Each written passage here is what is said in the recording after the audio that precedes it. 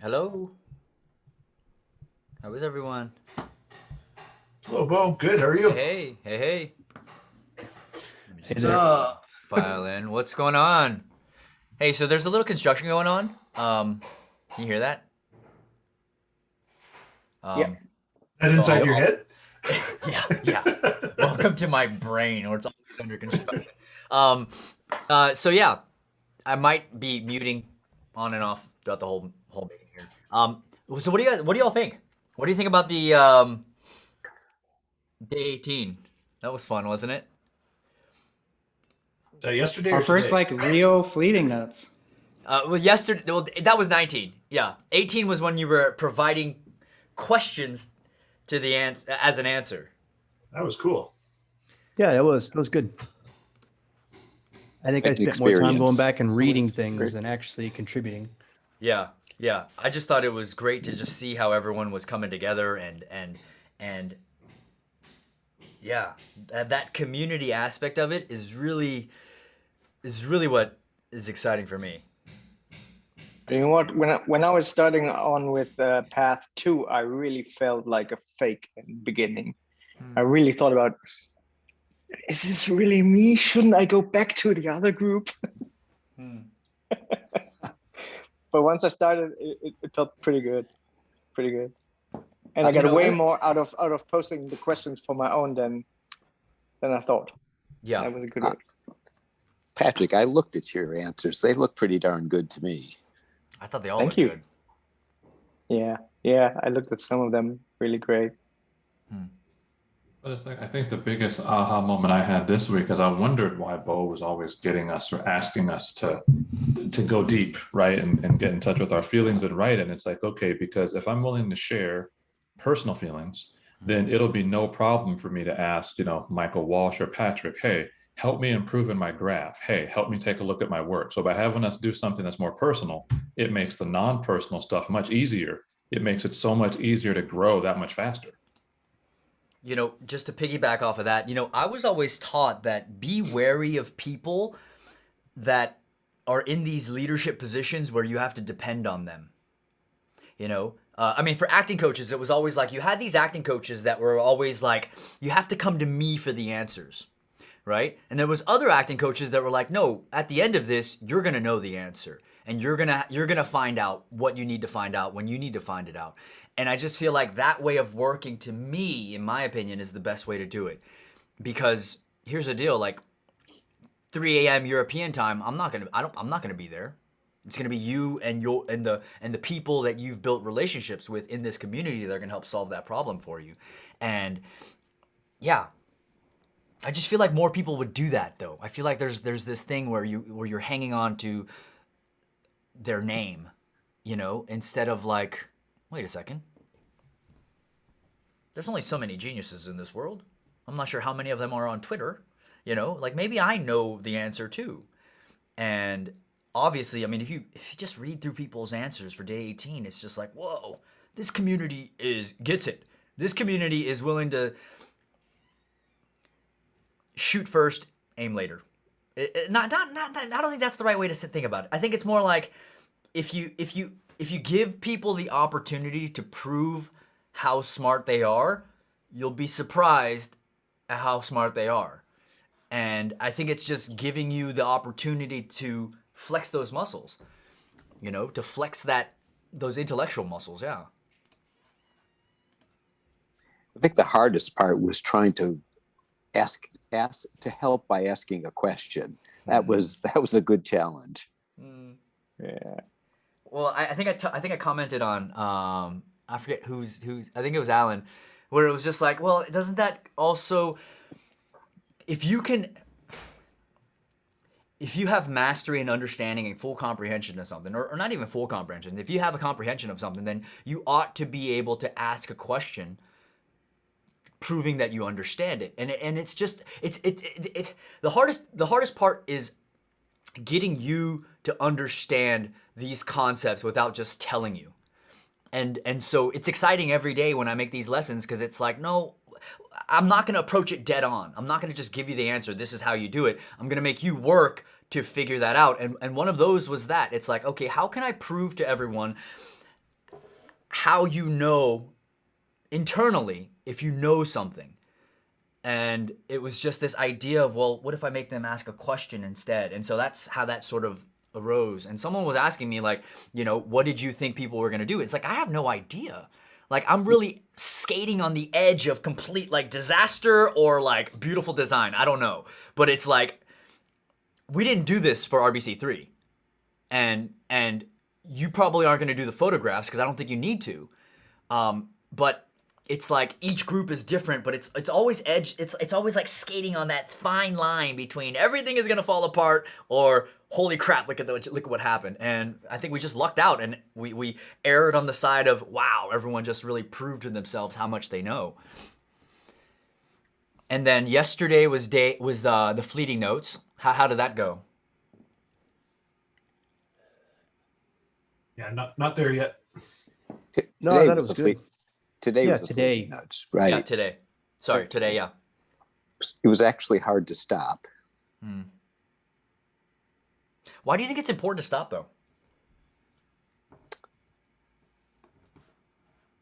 Stop. So just to reiterate, why do you think it's important to stop capturing after like 5 minutes? Like, you don't want to do the entire processing while you're reading. Where you break your flow. Yeah. Yeah, that's what I was gonna say. You just go into the rabbit hole of your own thoughts. It's one of those fine lines, because really what we're after is this. It's that flow state that we're after.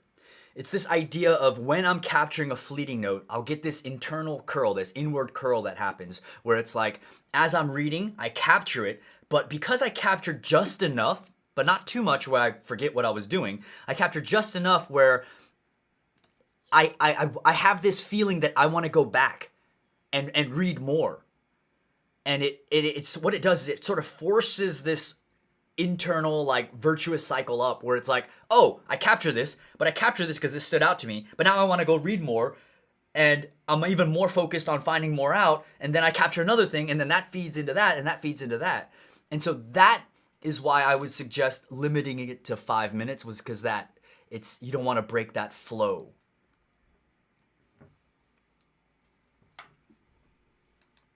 Anything else before we start? What's Yeah, untested for suppose- me is if I'll actually come back to do the processing, because I think that's where I have failed in the past, is not having a practice or routine where I revisit those, clues. So I'm excited to get there. I know you'll bring us back to these fleeting notes in a few days. I know it's coming. Well, here's my question, right? So, Chad, life is in session, right? I think this goes for everyone. Like, life is in session, and sometimes, here's the deal, like, I'm sorry, like, sometimes you get a flat tire. Sometimes, something has happened with family. Sometimes, you're just slammed and you got this project that you got to get handled. Sometimes we're not going to have time to go back in 24 hours and process these notes. And so when people talk about, fleeting notes, we can just take it, write it one word, and we can throw it away. And I go, maybe. But what if we don't have that sort of schedule where we know exactly where we're going to be? We know exactly like, okay, at 8:15, I'm going to be in this chair. I'm going to do my fleeting notes. I'm going to process my fleeting notes. Like, we don't have that luxury. But I feel like, just like the technology might have given us the problem, I feel like the technology can also solve the problem too, in my opinion. And it's so good. It's so good when you can go, I'm going to process this fleeting note when I want to process it, when I'm in the mood to process it, when I feel like it. It's hammock time, isn't it? I feel like that's what this is all about. Bo, you made the point earlier in an earlier session that Lumen had the luxury of spending time during the day, right after he took his one word fleeting note, to think about it. Whereas my guess is nobody on this call has that luxury.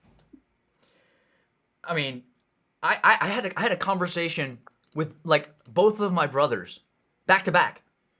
And like, I was in the car, I was driving to work, and then I was like, I get to the office. I had plans of what I was gonna do when I got to the office.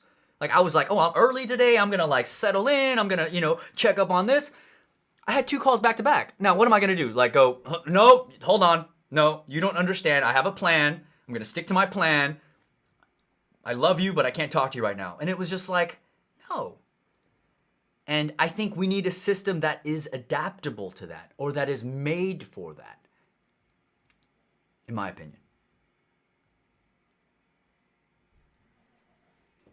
You guys want to read? Everyone's quiet. What's up?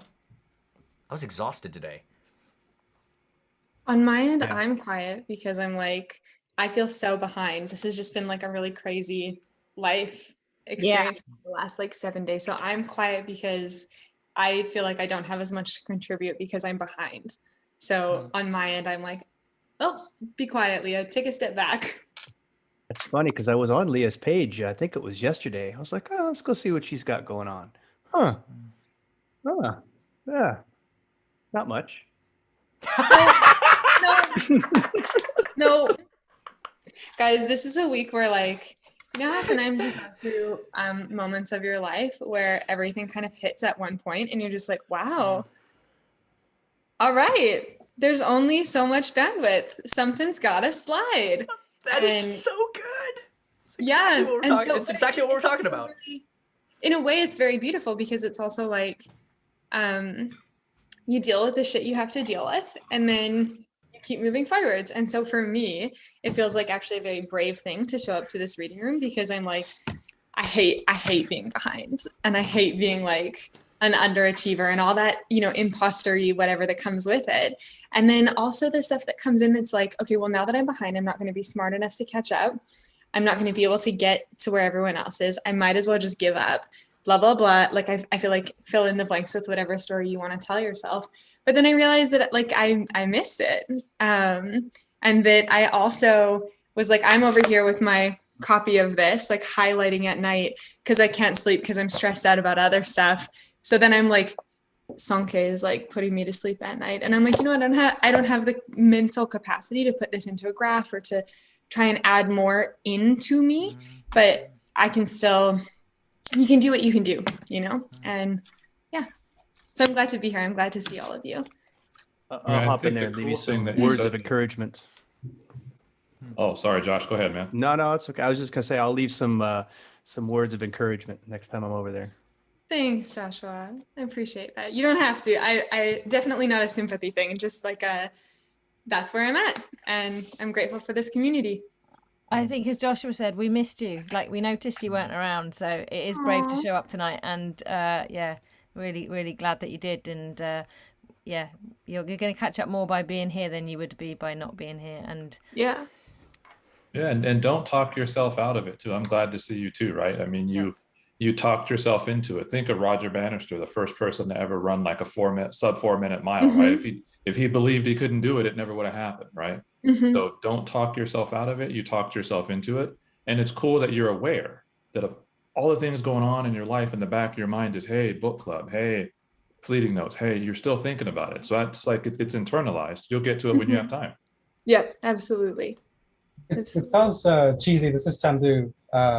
Alan, that's a good analogy. We use this a lot within our company, within our group.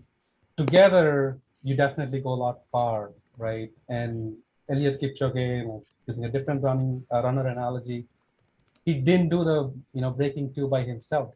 He needed the pacers, he needed the coach, he needs some doctors. And there's a whole science team that is working with him.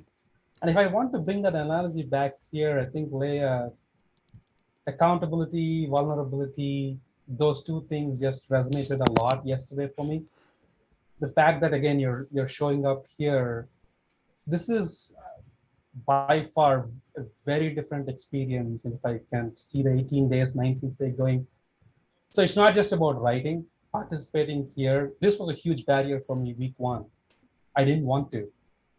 And I know, it was like, if I don't do it, I'm not going to be, doing anything beyond that.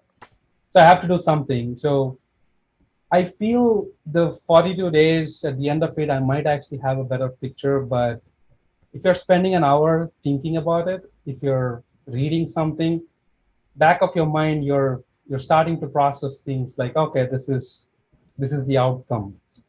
And now going back into that running analogy, not everybody is going to be breaking 4-minute miles, and not everybody is going to be running sub 2-hour marathons. But we are on this journey for ourselves. That's what I personally take out of this exercise.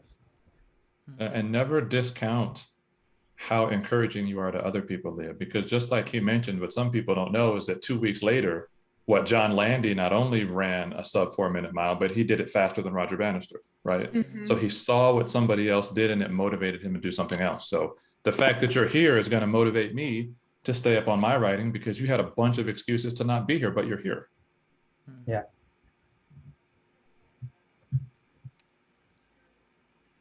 You guys need to stop with this encouragement stuff, okay? Like, okay, stop this. Okay? No, I want you to be selfish, self-seeking. It's all about me. I just want to get it. I don't care about anyone else. Like, what's going on here? This is not a community, okay? This is our community. I love it. I love Started all it, of Bo. it. I Bo, love you don't get all a of it. t-shirt. Fine. You don't want a community, you don't get a t-shirt. I if I could add anything, it would just be what a gift it is to be behind. I don't know where the race is. I don't know who said this was a race. I don't know what the end, like, this is a lifelong journey, but I think it's also what a gift to be not on the day that we're on, because how else can you help people understand something but by allowing them to haphazardly attempt to explain what the road is ahead. Mm-hmm. So, with all that being said, we're only on today's day 20, or I'm preparing Not for day even- 20. yeah. No, we're not even halfway. No. Wait, just wait. Oh my God, like,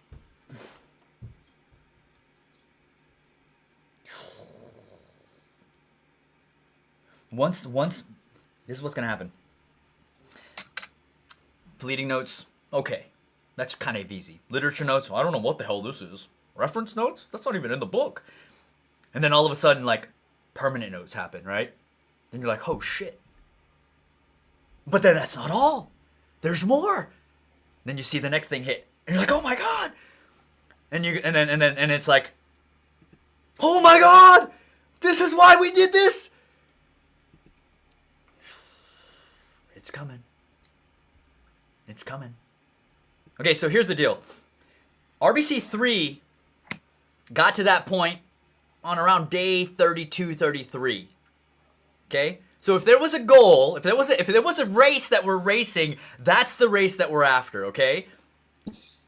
And I think you guys are going to blow it out of the water, but I'm just saying, okay? Just with how everyone's helping each other out, I was putting gold stars wherever I could, but listen, there's just too many people, like, doing the work. Am I complaining about too many? But there's just too many people doing the work, but just understand that you guys are far ahead of pace. So if we're going for that 4-minute mile, we're ahead of pace. And, yeah, let's dive into the book here. And I am actually using the desktop app, which is rather fast, I feel like. So yeah, David. Hey, Bo. Yes. Can I just jump in and say something real quick? Yeah, I haven't said anything so far. I just want to say how, Lay was talking about being behind, and I'm definitely behind. I had something completely otherworldly happen over the past couple of weeks that knocked me off my game. But anyway, this is the first thing in a really long time that has become a non-negotiable for me. Like, it's always on my mind. When I couldn't get into the group because of the mistake of 100 entrants, whatever, I was like, I didn't know what to do with myself. I was like, how could I miss this? And so I just want to thank everybody here, because all of you and this subject has just underneath my skin in a really fantastic way. And I feel what it is and what the promise of it is, even though I can't even possibly articulate it. That's, yeah. So I just want to say thank you. We're so glad you're here. Hey, wait, why isn't everyone patting themselves on the back? No, hold on. No, take the time. That's all the group, dude. Look, I'm There 6 you foot go. 1.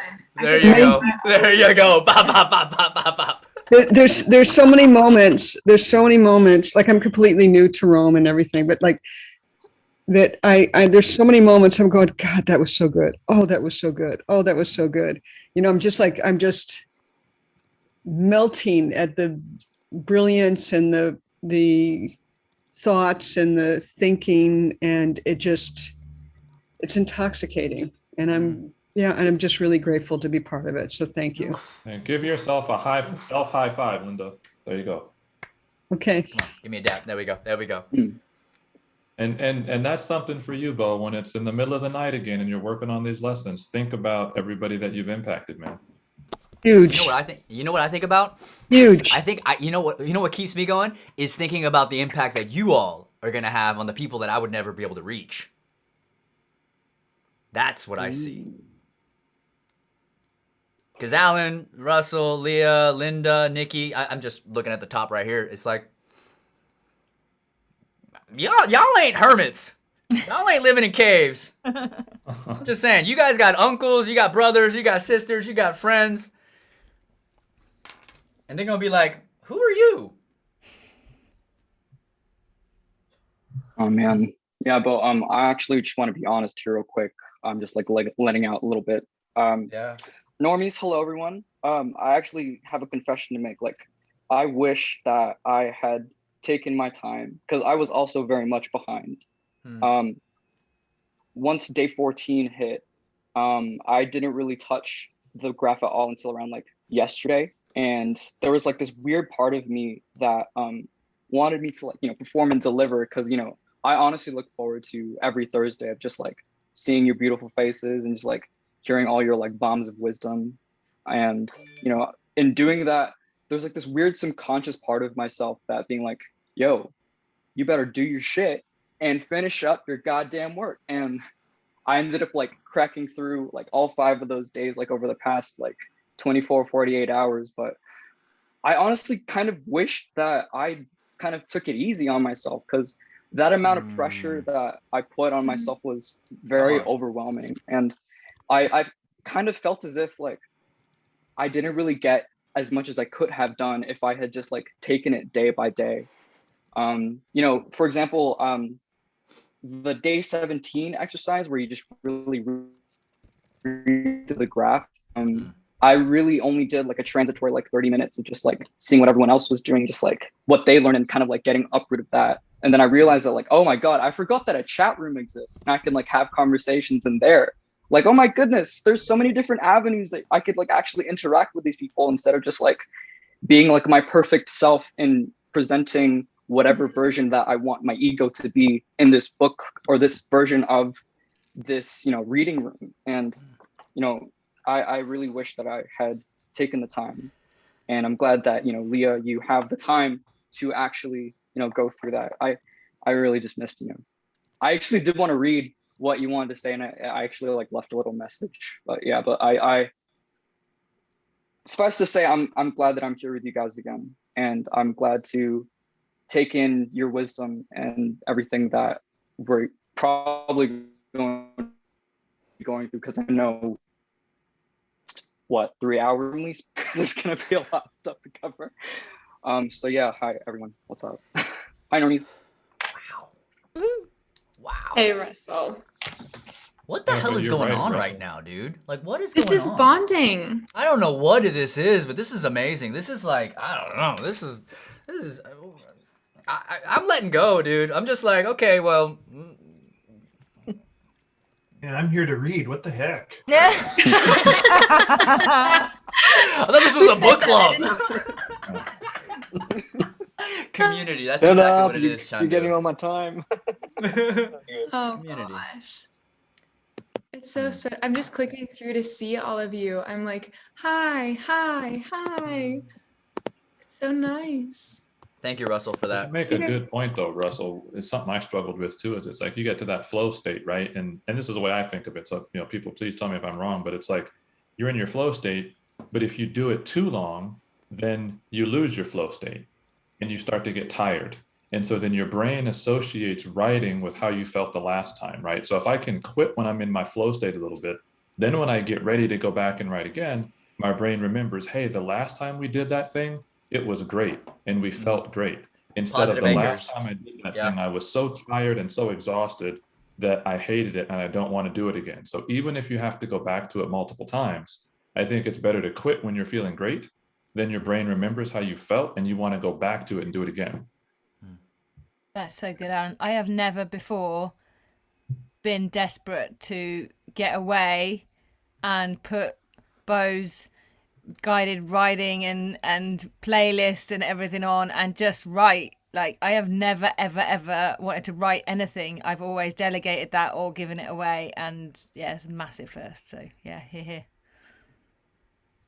I'm starting a fleeting note on what Alan just said. No, only listen to me when I'm talking about if I'm in pain, I'm being serious. If it's about pizza, anything else might be kind of suspect. Man. Alan and pizza. Okay. Both frozen, or is he just staring intently at us? No, I was think trying he's to I was frozen, trying to trying to share the screen, but I don't know what's going on. Can you see the screen? Can you hear me? Yeah. Okay, cool. Yeah. Yep. Yeah. Can I add You're one more frozen in a point good here, look. just before we start, which is that part of what really made me think, oh no, I've got to go today, is that I knew that one area that I wasn't behind was in reading, because I knew we would all meet at this same spot again. And so it was interesting to me to think like, and this is kind of a strategy that I've used in other areas of my life, is like you go back to baseline where you know where you have success so you can start building again. And this meeting here, knowing that, okay, so even if everyone knows more than I do about Rome and fleeting notes and all kinds of things, that's okay, because I can still meet on this baseline of this group and this work and this reading. And so I don't know if that's maybe something even to carry forwards from here, is that if and when that overwhelming feeling comes, to just come back to the last, like tying off of Alan, what the point you made about you want to kind of grab onto that previous feeling, like grabbing onto the last place that you felt solid and secure and ready to move forwards from. Yeah, I 100% agree. Like the conversation that we've been having here, it feels like a whole separate thing apart from the writing exercises that we would have to do day by day, because of the conversations and threads that we've been having and forming these connections with other people. So yeah, I'm glad that, we've made enough of a good impression on you to come back for us. Shall we read?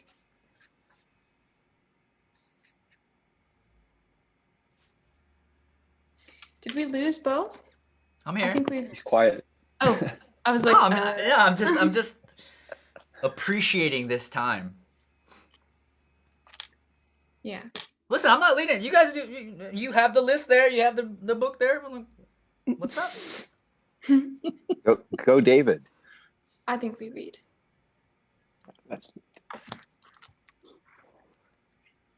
Yeah, we're only going to get one paragraph into it, and then we'll go right back to talking. So, What are we aiming to be? What's Europe done, or Asia, or whatever? There's no race. I don't know. Whatever, Bo. Yeah. Is David here? Todd? I don't see him. No, I don't see him. Maybe move on to Geneva. Voila. Hiya. Hi. Hi. So I'm confused. Are we on the importance of Anne, or unfortunately David Allen's? I don't know. Do I read from? Let's do this one. I think we did this one, didn't we? I think we did that. I think we did. Okay, we're doing this one then. Cool. Are you Hence why guys there's okay? a bookmark underneath. Oh, makes sense. Shall I start? Is that okay? Can you guys hear me all right? Yes. Yeah. Okay. Yep. So unfortunately, David Allen's technique cannot simply be transferred to the task of insightful writing. The first reason is that GTD relies on clearly defined objectives. whereas insight cannot be predetermined by definition. We usually start with rather vague ideas that are bound to change until they become clearer in the course of our research. Reference. Writing that aims at insight must therefore be organized in a much more open manner. The other reason is that GTD requires projects to be broken down into smaller, concrete next steps. Of course, insightful writing or academic work is also done one step at a time, but these are most often too small to be worth writing down. Looking up a footnote, rereading a chapter, writing a paragraph, or too grand to be finished in one go. It is also difficult to anticipate which step has to be taken after the next one. You might notice a footnote, which you check quickly on. You try to understand a paragraph and need to look up something for clarification. You make a note, go back to reading, and then jump up to write down a sentence that formed itself in your mind. Okay, we're done. I mean, we read a paragraph, so that means we did a reading That room. concludes book club. That's done. What do you think about that? So true. I Yeah. totally relate. Yeah. So true. That's why I have like 57 tabs on it open at once. 'cause That's you what I was go going to ahead ask. Yeah, in what ways? In what ways do you relate? I love For me, I'm currently writing my dissertation for my master's, and every time I read a paper, I'm like, what does that mean? Okay, let's open a new tab. Oh, okay, there's an article about this. Let's read that article. And then, oh, I don't understand this. Let's look another article that talks about that. And I've got about 50 kind of tabs, as Nikki said, open all in one go. And I'm like, where did I start from? Here's a question. I mean, these dissertations, I presume, have a sort of like, you need to get there by this time, correct? Yeah. Yeah. There's a deadline. So how do you integrate a Zettelkasten that doesn't necessarily have a timeline? How do you do this bottom-up way of working when it seems like with a dissertation you sort of know what you want, correct? Sorry, you cut off a little bit there. Could you repeat that? I said when you're doing like a dissertation, is my audio am I choppy here? Hi. It's a little choppy. It might be my signal. I don't know. Okay. So if you have a dissertation and you have this timeline, does that mean you already know what you're after? Not necessarily. Okay. Only because I started this off with my supervisor said, okay, here's a project. You can go wherever you want with it. And it was only when I was reading did I kind of accumulate the kind of, what do I want to express? Where do I want to go with this? Because there's so much information out there. You could literally keep reading and you'll just have loads of information, right? But I have to stop somewhere. So I have to put myself a deadline. Okay, this is up to where I can write. This is how much words I'm allowed to write about it. And I can't write about everything. So it has to be essentially what I want to do with it. Yes, there's a deadline, but at the start, I was gaining information, not knowing really where I was going. That's where I think the bottom-up approach comes in. Yes, there's a mark scheme. And yes, there's a certain kind of boundaried way of thinking with the mark scheme. But at the same time, the design and where I want to go with it, I think that's where the flexibility of a Zettelkasten can come in. I don't know if that makes sense. How much time do you have? How much time? I had 3 months originally, but certain circumstances I've been doing this for about a year and a half now, with about a week and a half to go. Nice. Good luck. Yeah, exactly. Thank you. Hey, we'll be here when you get it in. Then we'll still be meeting. Yeah, I think Sunday. My Monday is a deadline, so the night before I'll probably join you guys for the call. Yeah, nice. The reason I'm asking is because when you think about a Zettelkasten, it's these notes that are accumulating over time, and if you could think about it, it's almost like your experiences over time. And that's what each one of these notes do, is they sort of build out, it's an experience every time you do a permanent note. And it's like these experiences are what you're cataloging. And then when you traverse the Zettelkasten, what you're doing is you're looking through all your thoughts and your notes that you've had. and then you're finding these connections, these moments of insight. And it's hard to say like you're gonna have that by this time. And that's why I'm asking, because if it's like I've got 6 months, I have this dissertation, I have this thesis I need to write, then it's like I don't know. I mean, maybe if you started this 2 years ago, where you can have this place where you could just go and explore and dive in and not know where you're gonna end up, and have all the notes there. So yeah, it's just very interesting. Oh, that's what I'm doing. I'm learning this. And I'm starting a master's in September, but I'm already thinking about all the topics that I'm starting in September, and I'm like going, oh, I need to take notes in here, and I can't wait to like, so every time I'm hearing anything that I think this is going to be the kind of thing I'm studying, I'm starting to collect those things, because I'm hoping that then those would be your top level parent blocks. If you watch today's lesson, I talk a little bit about it. On today's lesson So yeah, so basically those are all the top level conversations, and that will be like, when you make a permanent note, you don't know what that permanent note is going to be, and you don't know what the index is going to be. But when it's a beginning of so it's almost like when you're having a conversation with a friend, right? Or maybe someone that you just met. Do you usually go, tell me about your relationship with your mom? Tell me about your relationship with your dad. No. You usually start with a broad, hey, where are you from? Right? And it's the same sort of idea. It's that first top level parent conversation could be sociology. And then from there, you could span out all the different conversations until you start getting deeper and deeper. But you don't, yes, I'll say I'm that. helping you jump ahead. Yeah, I am. But just imagine this. It no longer, this probably is not going to make any sense, right? But let me just say it, okay? You no longer, like, the book that you're reading could be on how to take smart notes. Where it ends up in your Zettelkasten could be underneath artificial intelligence. Yeah. And you're not going to know in the fleeting notes phase. You're not going to know in the literature notes phase. You're not going to learn in the reference note phase. You're only going to learn when you get to the permanent notes. And that's the rub.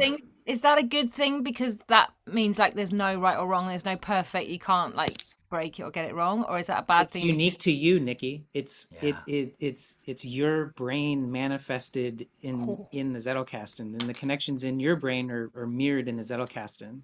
Wow. And for research, so hi everybody, Danny, first live event, so this is really special to be here. Hey! But I just submitted my thesis a month ago, and like looking back at Rome and wishing that I had that from the beginning. Like there are so many notes that I took on articles that didn't end up in my thesis because I didn't have a system to remember what those things were. But to build off of what Bo just said, of like the number of times you're reading an article and it applies to something completely different in your research, whether it's the way they phrased a certain thing, whether it's the methodology they've used, or it just sparks an idea that's completely unrelated to what that article's about.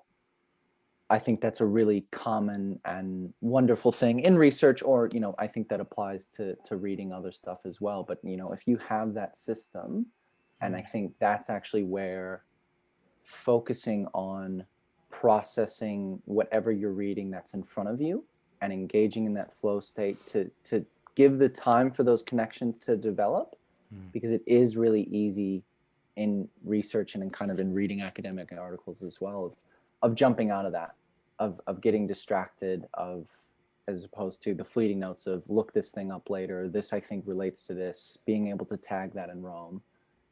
So the fact that you're doing this now, I'm very jealous, because this is, to me, perfect for what research should be more about. Well, I'm very inspired by that, Daniel. Thank you. And so good. And Chad, the mirror of my brain, that sounds, whoa, that's fantastic. I'm going to write that one down. Fleeting note.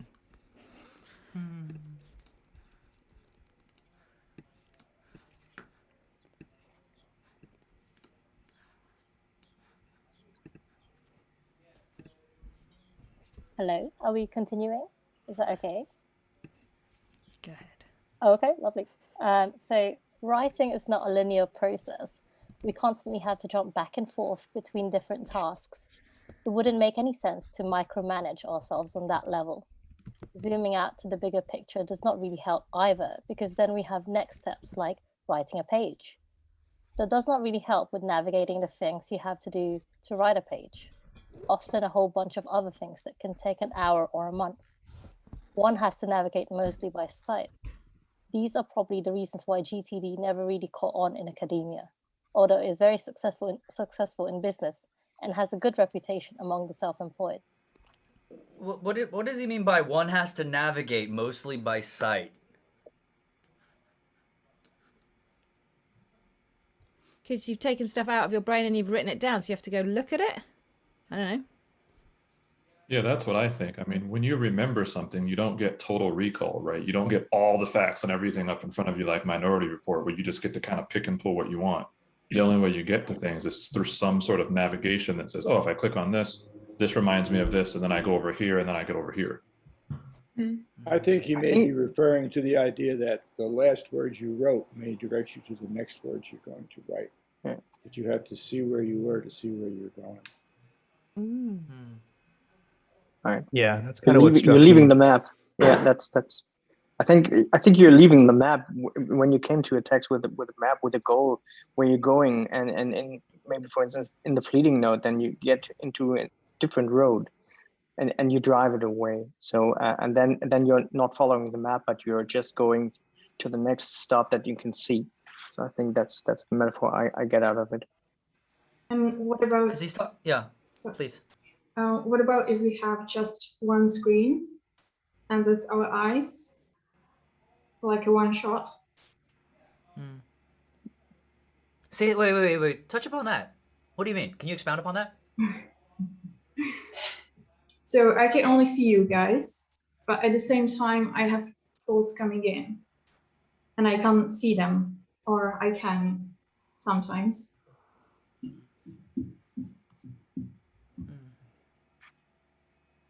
Here's a question. Why does, it says the next line says these are probably the reasons why GTD never really caught on in academia. And then it's relating to one has to navigate mostly by sight. I kind of want to just break this down real quick. Isn't it about 2D and 3D? Explain. So right now I can see you in 2D, right? You're in front of my screen. But in Zettelkasten, you want to kind of have the 3D shape so you can see your thinking, how it evolved over time. What would provide the three-dimensional shapes? Rome. Permanent nodes. In what way? Nodes, Yeah. How? by relations. Yeah, you're right. Because a permanent note, you can kind of spin around, right? Almost in a 3D space and expand out on it and look at it from all these different angles. So that's a good point. I think what he's getting at here is like there's not a map that you're following, like, nor directions. You're kind of like looking at landmarks and being like, oh, okay, like here's the coastline. I know if I follow the coastline, like maybe I'll get to Oregon, but like wait, I'm on the wrong coast. So yeah, I think that's what he kind of means. Okay. Then let me ask you this. Utilizing and maximizing the technology that we have today, how effective, important, how useful is GPS? I would say Wait, Lumen didn't have GPS, did he? Did Lumen have GPS? No, he did not. I guess it depends on how well. So to me, right, like this is kind of reminding of whatever day when we were talking about top down to bottom up. GTD is top down. GTD is, we know where we're trying to go. We know the little tasks are. It's project management, and that exists to some degree in academia. But I think the better kind of research is the type that allows for bottom up of, I don't know where this article is going to take me. I actually don't know the answers to my research. If you knew the answers, you wouldn't need to do it. And so when you're doing, something different where it lets you add those three-dimensional, Tina, I really liked that, the three-dimensional metaphor of adding those deeper underlying connections. I mean, that's what learning is the association, the context, the relation to the stuff that you already know. And if you can't do that while you're reading, then you're not actually learning. Is that taught in school, and why or why not? No way. Wait, say that again? So Whoever Well, else is talking. Payush, let me just touch upon this real quick. Is that taught in school, and why or why not? What Daniel was just saying. No, definitely not taught in school. I mean, school is, I don't want to be like dogmatic, but sometimes it's based on the lowest common denominator, right? I mean, if you have people who are excelling or kind of want to get over here, you have to keep things going in this sort of linear flow. So how do you do that? You create a general system that applies to everybody, whether they're up here or whether they're up here, and then you just enforce that. It's not very dynamic. It's also not learning, it's about cookie cuttering and helping people fit in. yeah, I like the top-down GPS and the bottoms-up. And you know what I wrote about this was the Polynesian navigation. And I don't want to go into all those details, but that's very bottoms-up, like listening to the waves and looking at the stars to navigate. And so I do think that relates to what school is and how would we learn if we didn't have school? If we didn't have school, we would learn bottoms up. We would learn the way children learn, or infants learn. And I think that's kind of like the Polynesian navigation, which I also thought was bottoms up compared to this GPS, which is top down.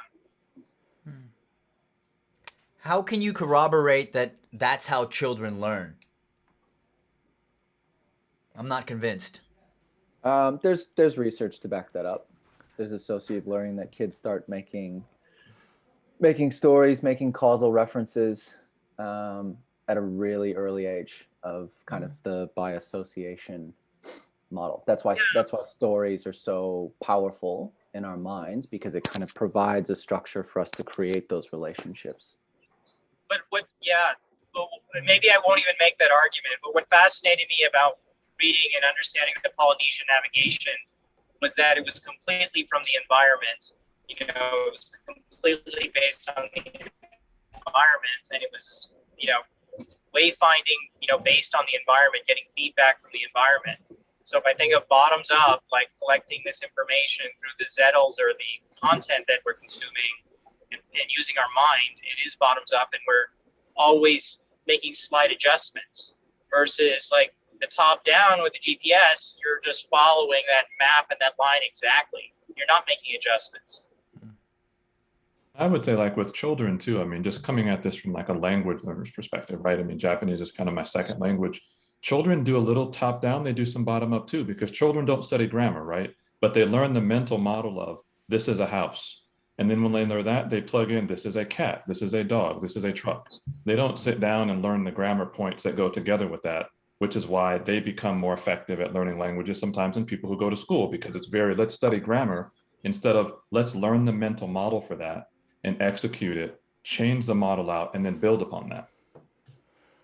And I think that's what we're doing with the Zettelcast. And Bo's kind of teaching us, okay, here's the model for this in this situation. You can change that model if you're like Daniel, who's a researcher. You can change that model if you're Alan, who's a network engineer. Here's the model for it. Modify it based upon how it fits your structure. So I had a couple of things to add, if I may. First of all, to Payush, I saw a wonderful documentary on wayfinding. I think it was Disney did that one. It's like Moana. It's a great one. Another thing was the GPS thing we were talking about. If you're in a city, we'll use Lumen as well as the example, kind of going back. He didn't have one. If you have a GPS, you never get lost, right? It'll take you right to where you need to be. And oftentimes, I've found, some of the greatest discoveries in my life are when I am just backwards lost in some city.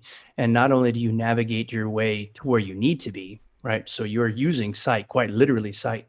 But when you do backtrack, you discover more than you previously anticipated, and you can come back to there. You don't have to use your GPS. So there's my 2 cents.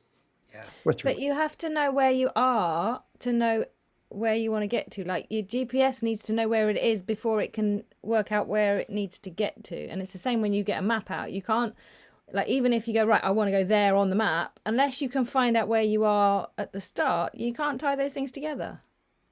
I'll disagree with that a little bit, Nikki, because if you know where you want to get, you don't have to know where you're starting. You just have to start moving. Well, what if we're talking about GPS in a broad sense, but how I look at it, it's always knowing where we are oriented in our notes.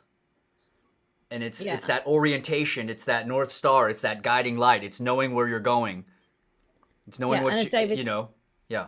And as David says, if you don't know where you are, but you start, you'll figure out where you are because you'll find something that anchors you to a point. But that's about finding out where you are, isn't it?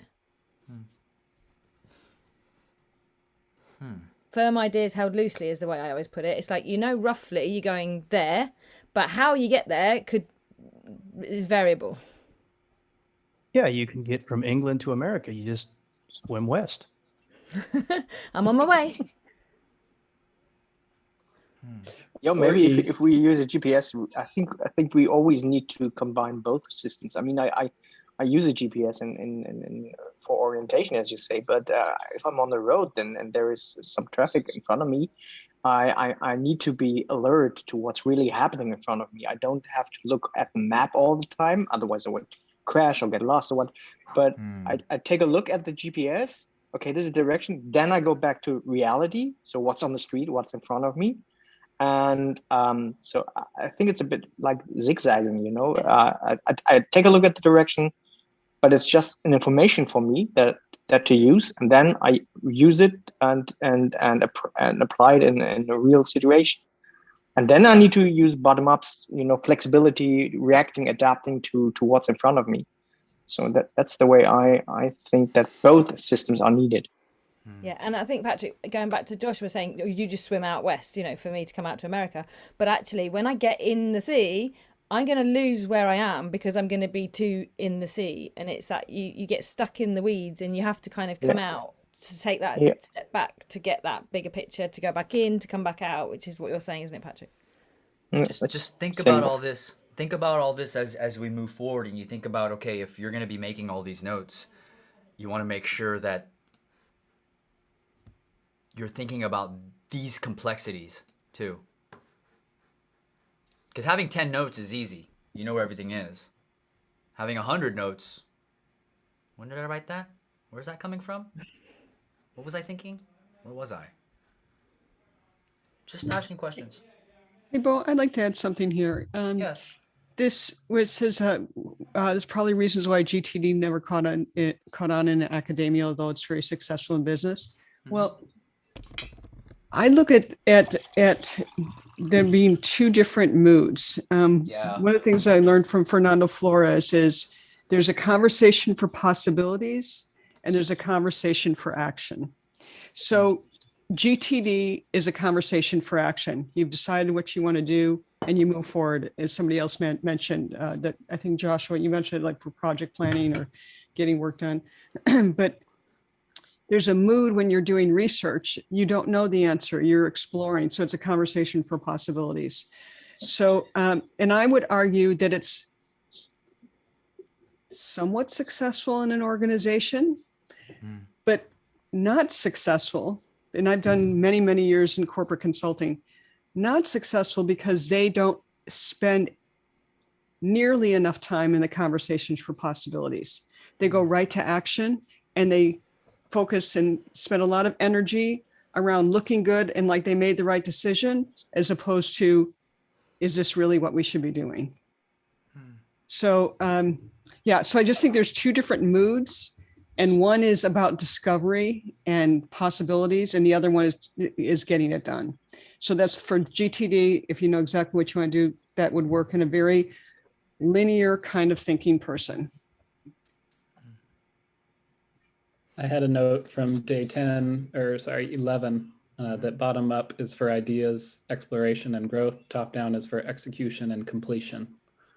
And I spent so long in GTD beating myself up because I was doing it in things and OmniFocus before that. And it was just organizing, getting the structure, but there was nowhere for the creativity to happen. So I needed somewhere else for that to happen. Yeah. And I would spend most of my time organizing, never get to the creativity. So I love the idea of possibilities as the other option. I think also adding to Linda's point, with life, there's no kind of linear way of looking at it. We're always going to try to go forward, right? But life has its own mind, and it will take us in different routes and different pathways we never planned to see ourselves in as such. So there has to be something that, hopefully, this other casting that can be as flexible to life and will fit in our daily lives as such, and the way our minds think and the way our experiences just come at us from all sides, really.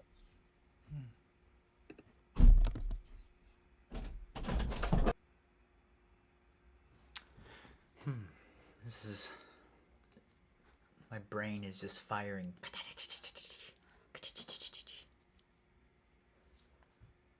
Shall we? I think I'm going to read up to 2 bullet points more, just letting you guys know. Is that all right? So, sorry, I've lost myself. We can take from Alan. Oh, okay, thank you.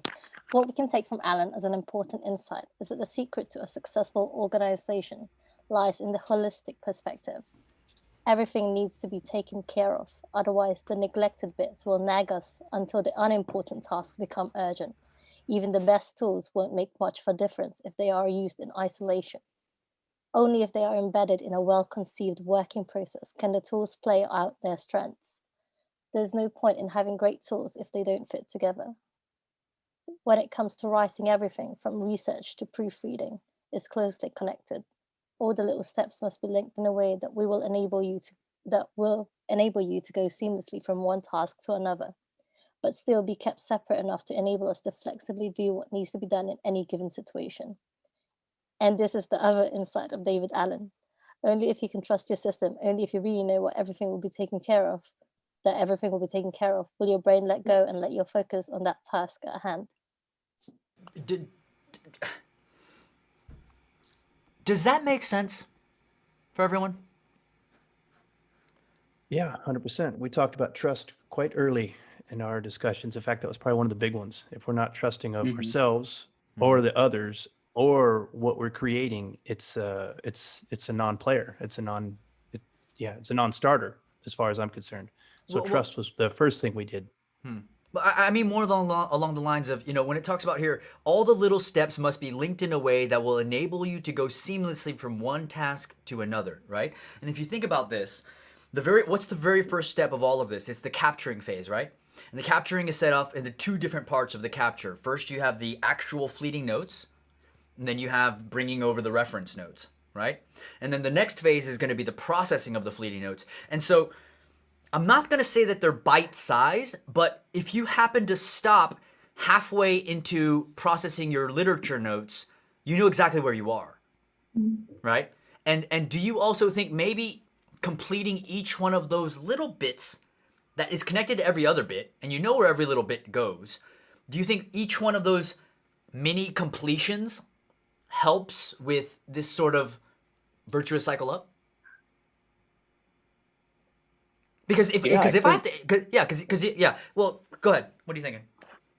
Yeah, I think that with every little completion that you do, you feel in a sense of reward and success, and this one is of course then I'm bringing you to repeat that, and because you want to have more of this reward feeling, and that's why I think that it's important to make the blocks and the notes small enough to complete them in time so that you don't give up, because once you say this is complete, then you feel rewarded, whatever, and this is important to go back and do the work again and again and again and repeat it.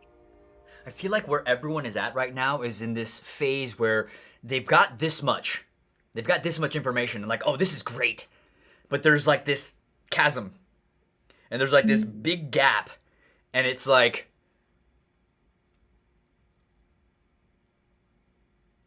the question that I'm asking myself is, how do I keep them engaged long enough so they can jump that on their own volition? How can I Hey, keep Bo, them? I Yeah, have yeah. a question. Yes. So you said that you could come back at any time, let's say to go back to the literature note to process. Would you do it from the daily page if it was a different day? Or would you go back to that structure? Because right now, like that structure is sort of ephemeral to me. Like where does that sit right now in the graph? Because I know there is some importance to the daily note in your system. I know the Rome sort of way, but like in this system, if I was in the fleeting notes and I finished, and then a day passed, am I gonna process it? Where am I gonna process it? Wait. Did you start the processing of the fleeting notes, or you just captured it? That's what you're saying. You just captured the fleeting note. No. Yeah, I guess no. I guess I started process. Sorry, I went down the aha moment, finished with the fleeting note. I was about to bring the reference. Let's say I brought the reference note. Now I'm done for a moment. Yes, a you're few done. days passed. No, yeah, yes. A few days passed. Am I on my daily note trying to get back to this, or am I going back to this to my Zettelkasten in that sense? Here's a question for you.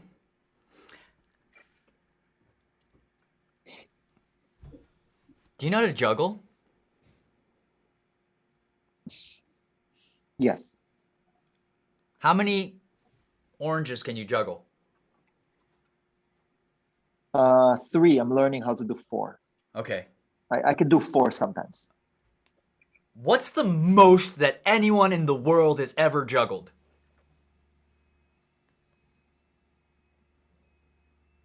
Probably like 20 maybe? I don't know. 25?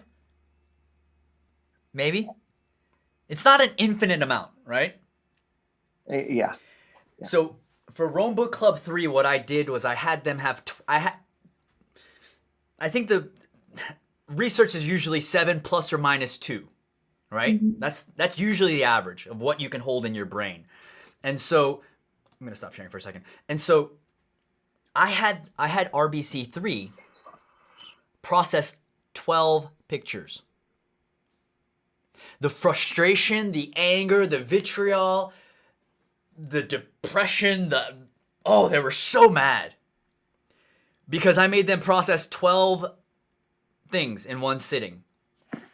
And it's that's only a glimmer. And so the lesson was, okay, obviously we need to have a place where all of this lives that's out of sight, out of mind. Just like it was talking about with vision. Like Tina was talking about, we can only see right here. It's two-dimensional, three-dimensional, it's right here. This is all we see. This is scope. This is focus. And so if we have a place, Shimon, if we have a place that we know all these things can collect, and when we're ready to process it, does that alleviate some of the pressure? Yes. Okay. Now, that would be an eventual complexity that arises once we start figuring out how this all works, correct? Because right now we literally have 3 fleeting notes, so it's not overwhelming. But once that moment happens, I'm pretty sure that you would go, I need a place for this shit to live. And this time I don't really want to make you do 12 photographs and learn that the hard way. I'd rather make you learn that your own way.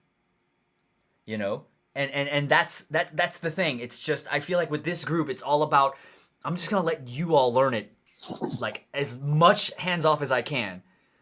But I think if that happened and you had like, if I go to a page with 24 captures, I'm not gonna look at the page. I don't even want to process any of it. It's overwhelming. And so what I tell people is have that page where you only have 10 at a time, 12 max. And then when you look at this and you go, I'm ready to process, you just go, I'm going to drag this one over to my daily notes page. But we're not there yet. We're not there yet.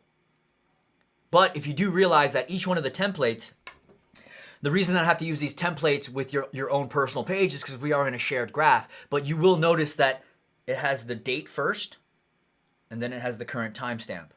And if that was your own personal graph, you would be on the daily notes page with the current timestamp, correct?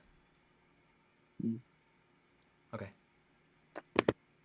I took Shimon's yeah. question Yeah. to be maybe a little bit more detailed, which is when you were in the middle of a task and you've started something on one day and you're trying to work on it on the next day, where do you work on it? Do you go back to the original day, the initial day, or do you drag it to the new day and work on it there?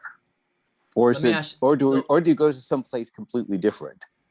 I think there's a lot of like preconceived ideas of how you've perhaps done it before, and how once you've done how you used to do it was like, okay, if I don't get back to this, it's like a highlight.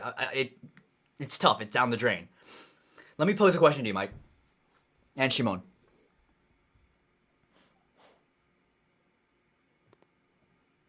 What I hear you saying is that what happens if I start something, I get distracted, and I don't come back to it the next day? Correct?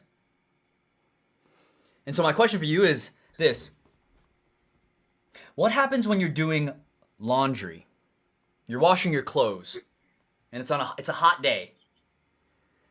And you have it in the wash, then you leave it overnight. And you go back to it. And you open it and you're like, what is that smell? Why is it moldy and smell like sweat? And it's the same idea. It's if you care about this captured fleeting note that stood out to you, right? If you care about, hey, the next day I would like to have clean clothes, then would you not go back and make sure that you throw that in the dryer? It's the same idea. It's if this is important to you, yes, you might have gotten logged down, but you will also go, shit, I got to get back to this. Isn't that inconsistent, at least a little bit, with the notion that we've captured enough in our initial swing through the topic that we could come back to it in a week or later because life gets in the way? Yes, but he was talking about if you already started processing. If you started processing and your wife went into labor, yes, come back to it the next day. Sorry, the laundry's going to get moldy, right? But if you get distracted because you have to post out a Twitter thread, what's going to be on the back of your mind? Oh shit, I got to go back over here and process this note. I got to throw the laundry in the dryer. Okay, I get that. But when you're capturing it, you can capture it. If you capture enough evidence and the references, you can come back to that a month later. If you capture enough. But when let's say you captured it on day 1 and you come back on day 4 to process it, mm-hmm. Where's the optimal place to process it? Oh, they're under always day on your 1? They'll always be on your daily notes page. Okay. So you drag it to your daily notes page. Okay. Because it doesn't matter when you captured it. It matters when you process it, add it to your Zettelkasten. Mm-hmm. That's the thumbprint.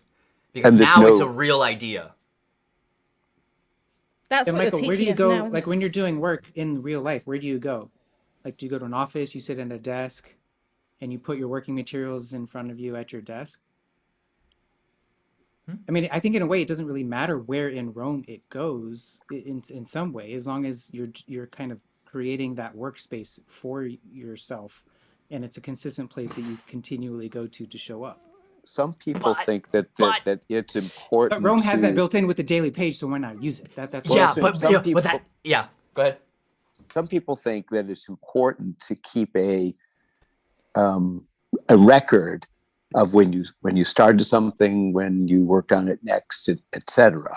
Other people using Rome don't care. It's just it doesn't matter to them. And I'm just wondering, which direction are we going? I can go either way. I just would like to know where we're going. What if I tell? Well, let me just say this. First off, Michael, I'm not going to tell you the answer.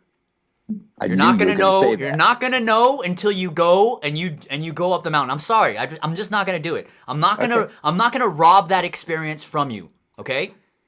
And I know it's uncomfortable. I know it's uncertain. I know you're like, this motherfucker. But I don't care. Okay? I'm a hard ass, and I'm not going to give you the answer.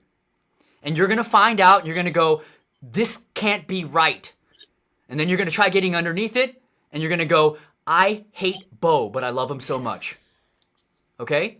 And Chad, you were talking about, yes, you can put it anywhere. I'm just going to say this. GPS. Okay?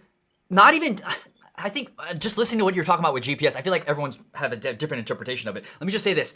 It's to triangulate your location in your vast, sprawling note connections, and go, I know exactly where I am at all times, if I want to know where I am.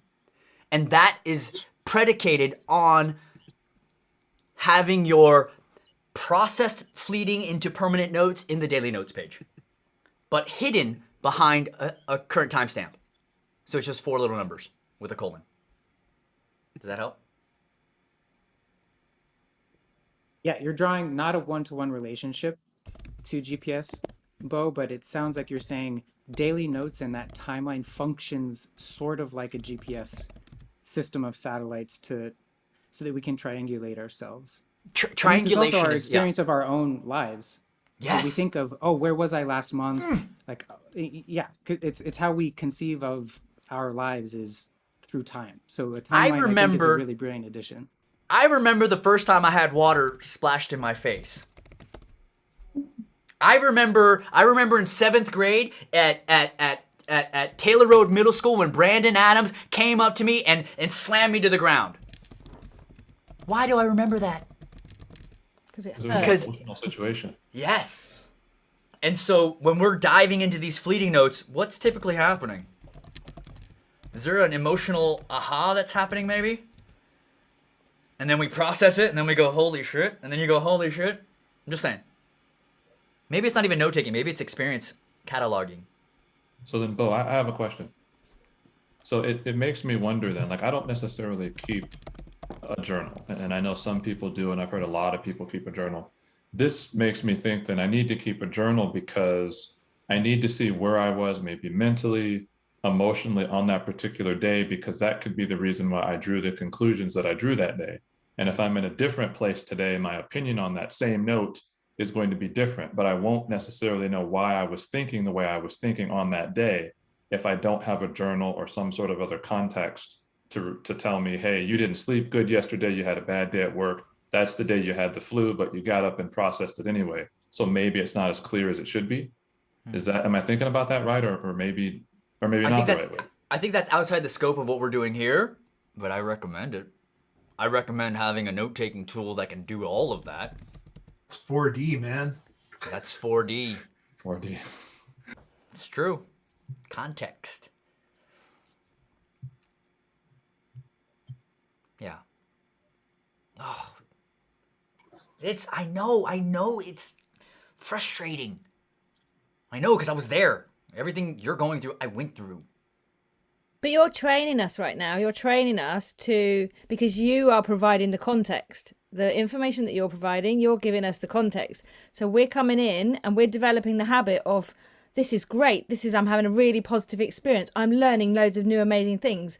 And we don't have to worry exactly about where those bits go. But I'm assuming that's going to come in practice and time. And you're revealing one step at a time to us at the moment. But that's how I see it as we're at now. And that's what I'm just really excited about. I want you to question it. Yeah, I want you to wrestle with it.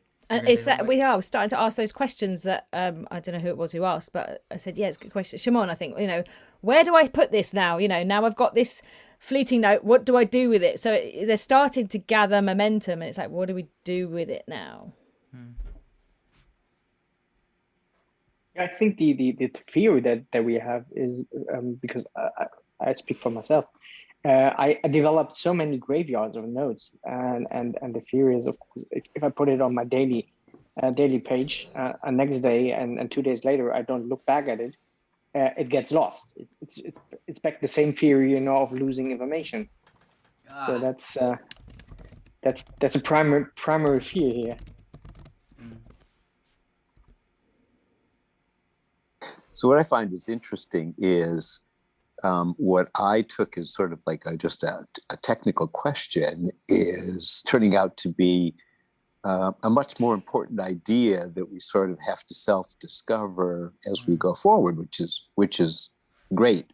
And Bo, no, I'm not going to hate you for it, although don't hold me to that. I'm being facetious, yeah. I think That's I okay. like I like Bo, you made a point the other day about giving us these writing tasks, and they're not writing things, and they're not, tasks. They're not just other things to do. And I fell into a rut with Rome where I was doing my daily notes and feeling like it was a task, like I wasn't getting, value or out of it. But these writing exercises, I actually, I get into a flow and I really enjoy them. And it seems like that is how note processing should be. It shouldn't be a chore. It should be something, that you want to do. There's going to be some motivation to get over the hump and get it going. But once you're going, you should be like, I'm loving doing this. Here's a question then. Just by a raise of hands, do people enjoy taking notes right now? Do you mean in this system, or do you mean no, just like generally? just taking notes in general, like you're in school, you're in class. Okay. Yeah. So there is a positive association to it. Right. Yeah. I think to his point, though, it just made something jump out at me, right? It's like Daft Punk song, right? If you're doing it right, everybody will be dancing if you're doing it right. And now, because of this system, when I've gotten into a flow, I know how that feels. So when I'm writing and I'm just writing just to write because I want to get this done, now I stop myself and I'm like, no, you're not doing it right because the feeling's not the same. You're writing the words down to complete the exercise, but the flow feeling's not there. So then sometimes I have to back up and I have to delete and I have to start over.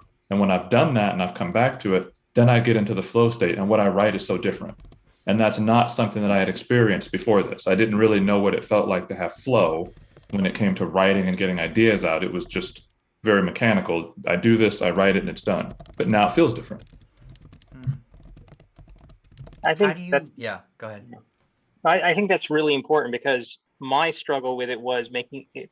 I was trying to do the Zettelkasten and by using how to take smart notes and using, everything described in the book, and it became burdensome. It became like work, and I was struggling with like, is this a permanent note? No, it's not good enough, and it didn't feel good. But at least so far, writing, in this Rome book club has been amazing.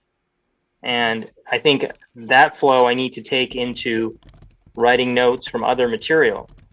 I wouldn't say I'm writing notes right now. I'm doing the writing exercises. Yep. Mm-hmm. Yep. Well, today's lesson, you're actually doing a little writing, but yes, I completely agree. Let's keep going. Do you mind if I just finish the chapter? I realize that's the last point of the chapter. Sorry, guys. Yeah. That is why we need a note-taking system that is as comprehensive as GTD, but one that is suitable for the open-ended process of writing, learning, and thinking. Enter the slip box. Thanks, guys. I'm passing it on. Thank you.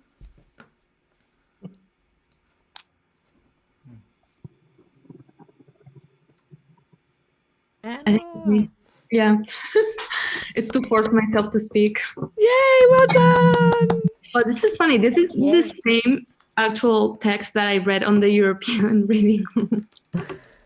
The exams, the same bullets. Anyway, I started. It is the 1960s, somewhere in Germany. Among the staff of a German administration office is the son of a brewer. His name is Nicholas Luhmann. He went to law school, but he has chosen to be a public servant, as he did not like the idea of having to work for multiple clients. Fully aware he's also not suited for a career in administration, as it involves a lot of socializing, he excuses himself every day after his 9-to-5 shift and goes home to do what he liked most, reading and following his diverse interests in philosophy, organizational theory, and sociology. Whenever he encountered something remarkable or had a thought about what he read, he made a note. Now, many people read in the evening and follow their interests, and some even take notes, but for very few is it the path to something as extraordinary as Luhmann's career. After collecting notes for a while, in the way most people do, commenting in the margins of a text, holding handwritten notes by topic, Luhmann realized his note-taking was not leading anywhere. So he turned note-taking on its head. Instead of adding notes to existing categories or the respective texts, he wrote them all on small pieces of paper, put a number in the corner, and collected them in one place, the slip box. That's called the Vogelzettel, by the way. Mhm. Putting a number in the corner. This is a way to sort of thematically connect each note to the next note.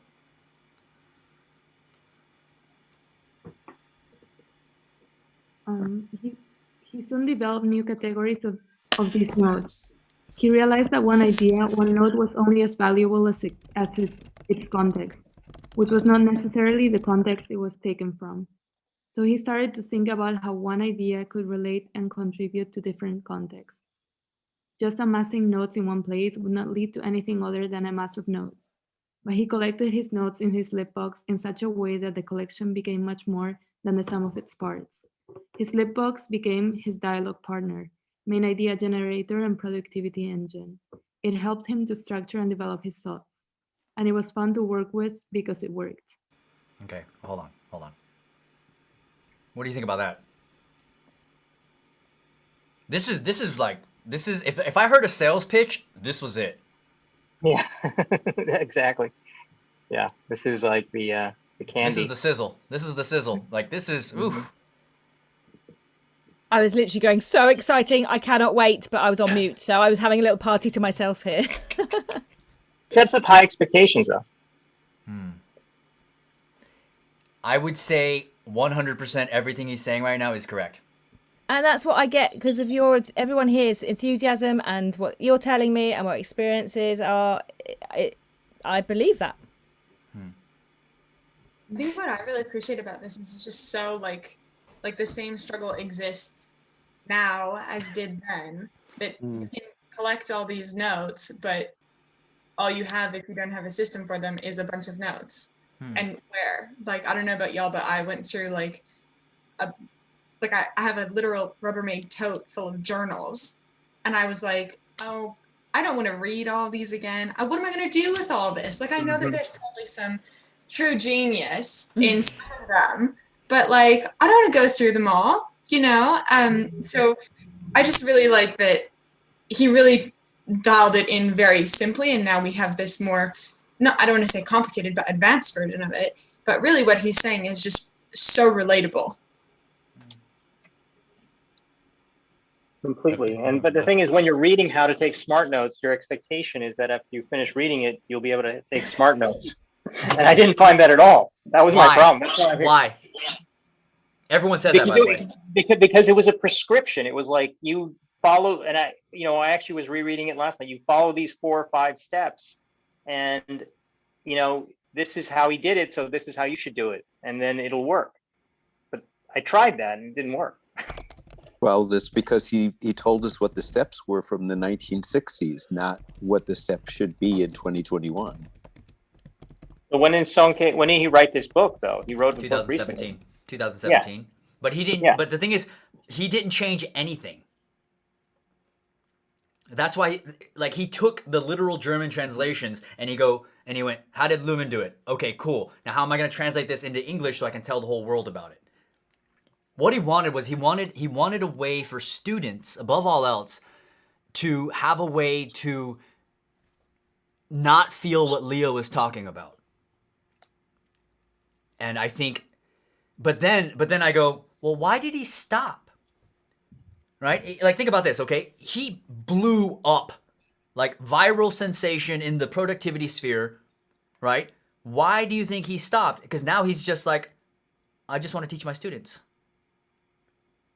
Yeah, because wasn't it just a side project for him? He was stalled on something else. I saw an interview where he was like, yeah, he had students and he's a teacher. He shares his thoughts. And if you think about it, if this book was written for them, they could approach him with many of the same questions we have because he wrote the darn thing. Well, let me phrase it like this. Well, this is what I think it was, right? When you attempt to describe this bottom-up structure to people entrenched in formal educational systems that are all primarily top-down, You get this response that's very hard. It's very, do you know what I mean? And you can only, like, some people are only meant to take that kind of pressure for so long before they're like, dude, you guys keep it. I wrote the book. I'm going to focus on my students. And I didn't realize that until RBC2. Because I didn't have all of the experiences of, like, showing people how to do it. I didn't have anyone saying, oh my God, Bo's thing is amazing. No, this was me just like, I've got a feeling, man. I think I figured this out. And if I look back at the natural response, by the way, it's a very natural response to go, no, you're wrong. And the reason I say that is because I'm not saying that how you parked the car was bad. Like, maybe that's irksome, but that's nothing as bad as saying maybe how you learn.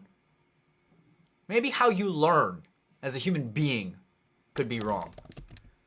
And that's like identity stuff there. And when you go, or how you think, is thank you. Yes.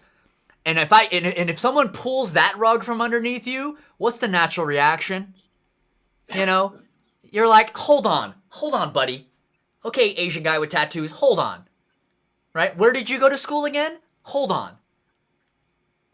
And the only thing that makes me continue is when I hear people like Roy Temple, when I hear people like these people where all they did was come in with an open mind. And they went to education, they went through school, they went through all that. But then with that open mind, they're like, oh shit.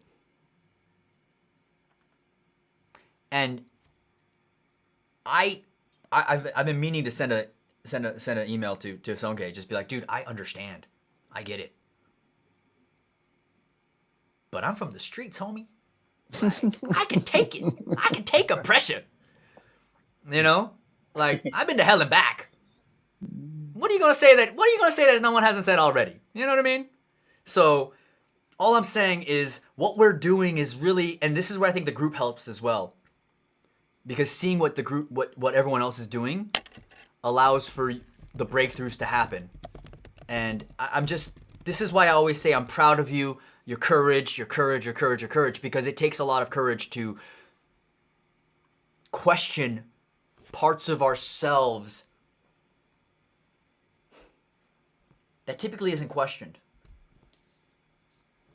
And all I'm providing is maybe this could work. Maybe there's a better way. I don't know. I think that's a great point, though, Bo, because, I mean, look at the science of spaced repetition, right? I have friends who are studying language at school, and I'm studying language on my own. I make more progress than them, not because I'm a rock star, but because spaced repetition is a real science that has been proven that allows you to learn a lot of information in a short period of time. But yet they don't teach that in schools. They don't teach that in language learning in university. Why? Because it's disruptive, because it changes everything. Because if you can do more over here on your own with this, then you don't need to come over here and pay me to help you get to here, right? And then the second point, you know, to your thought about degrees, I mean, not to like be positive or negative, but yeah, it's great that somebody has a degree and you don't, but that degree is a snapshot of their understanding at a moment in time. And if that moment in time was 20 years ago or 15 years ago, and they haven't kept up on everything that they went to school for, then that degree becomes meaningless. Your research is current. Not only is it current, but you released it just like, I mean, Daniel will probably tell you, just like researchers, hey, here's what I found. I'm releasing it to the world. Look at it, break it, spin it around, tell me what you think, and analyze it. And that's what you did. And just like good research, it stood the test of time. And now we're RBC4, soon to be RBC5. It's a really good point you're making. And I have to go, but I almost think it would be interesting if you took the approach of research that is happening at the master's PhD level, and that was just done for education. Like everything is research. Yeah. That would be interesting, because I feel like, you know, at the undergraduate level, you're just being tested on stuff and you're, you know, regurgitating a lot of stuff. I mean, Piyush, I think you bring a really important point here, which is that that's an even bigger point than just educationally, which is how do we teach people how to think from a young age? Bye, Eric. It's nice to goodbye. But it really is like, even if we were to zoom down to even younger ages, like high school, junior high, elementary, and truly be teaching thought pattern comparative to understanding and comprehension, and then like testing of memory and information, basically, then we would be dealing with a populace that, and not to go like super far into this, but we would be dealing with people who actually know how to uh, pull in, assimilate, and like move through their own information and ideas, as opposed to sort of accepting that it is what it is. Like, I think that we see a lot of people, and especially, I mean, I live in Alberta, which is a fairly turbulent province, if you're current on the news, and there are a number of people that we really look for information to sort of grasp, like, oh, here's the information, it is like this is how it is. And so we take the information in, and then we say this is how it is, as opposed to really taking it all the way into us, sorting through it, and then maybe putting it back out again. We're really taught that sense of, no, let's find a sure answer. And part of that can lead to that ideation that even 20 years or 15 years or 10 years or 5 years, that information is still relevant, when in actual fact, that information was relevant to that snapshot in time. And there are probably points of it that still are, but we as a humanity, and I realize I'm making a very, very broad spectrum here, so I welcome your grace in it, but like, we like the idea that, oh, it's like this. Oh, it's like this. We like these firm holds, because when we don't have firm holds, we tend to feel unsafe. And I mean, that's why people will cling to their education as a something that makes their personhood valuable, or their faith, or their job, or whatever it is that feeds into their sense of identity, because they feel like there's a sense of surety in it. So with information, we feel like we can count on that information instead. And if we don't have to do the tough work, because we all think it's tough to think, because we haven't been taught that thinking is one of our most natural intrinsic things to do. We're taught that that's hard. So actually, as long as you just learn the information, and then you know the information, then you have the information. Those are all very possessive terms, but that's the way that we kind of have learned, until we go to certain levels of education where that's actually, then we flip that.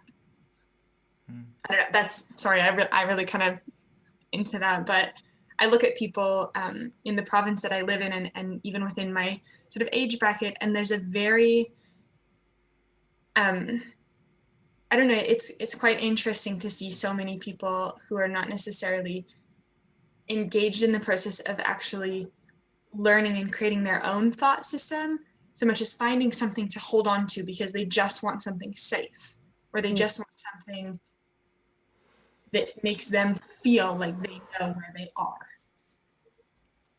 Why do I want to cry? What the hell is going on? Because that's what we all do with all of our information about ourselves.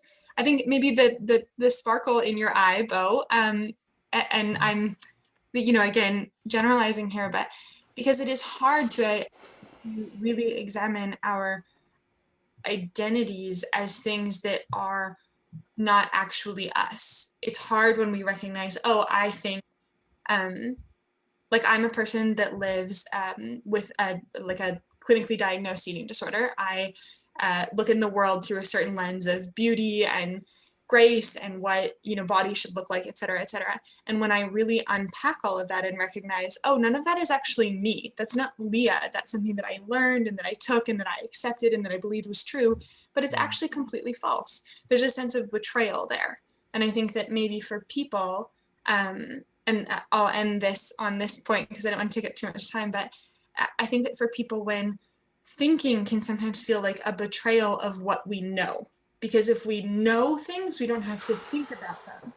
And that is safety. So then when we start to think and we realize that what we know isn't necessarily true, it's challenging to our identity, our personhood, our belonging, our sense of safety, all of that. And that is a hard place to be when you realize that the world that you've created and that you perhaps live in and that at one point felt safe is no longer safe. I just want to pick up on what Leah's saying, because I actually told my 7th grader this morning that he's not going to finish school for the rest of the year, that we're just going to do Zettelkasten and we're just going to read Sonke's book, and he can read whatever he wants, but we're going to start taking smart notes so that he can start thinking in this manner. But we have all been in this kind of, social media has divided us into an echo chamber a bit, and that's why division, right? And now we're going to have a situation where this kind of thinking is going to be incredibly disruptive, because the single source of truth will be myself. Yes. And what I believe and what I've learned. And then our identities may very well be associated through things like Rome, where we think alike, and it has nothing to do with geography anymore or what we've been raised with. So I think it's actually going to get quite disruptive before we get to the next place we're going to as a species. Thank you. Can I also say something? I heard. Oh, go ahead. Okay, sorry. Go ahead, Okay, Andrea.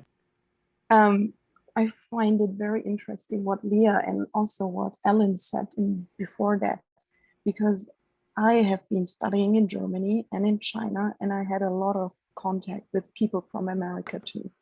And I find it so interesting how Ellen said, like, it is this financial hostage that the universities somehow want people to come back for knowledge that they think they need, which, for example, in Germany, there is no financial hostage at all in our universities. They're for free, basically, compared to the US. So it is really, really different.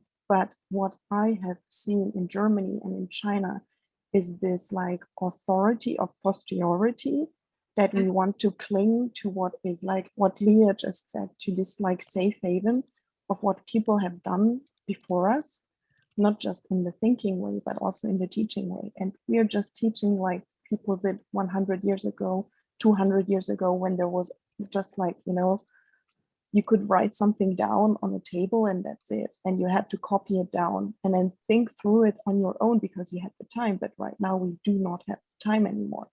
Mm-hmm. And so this is like, I think this is our biggest problem, that we want to stick to what is like, what we think it was good in ancient times, but it's not working anymore.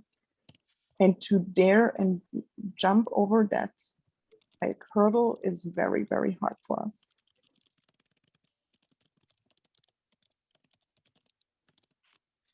Awesome. I just want to express gratitude for being in a room full of people who are thinking like this and speaking like this. Oh, yeah. And I feel it when I get to put your words on the right side of my page and look at it as I write.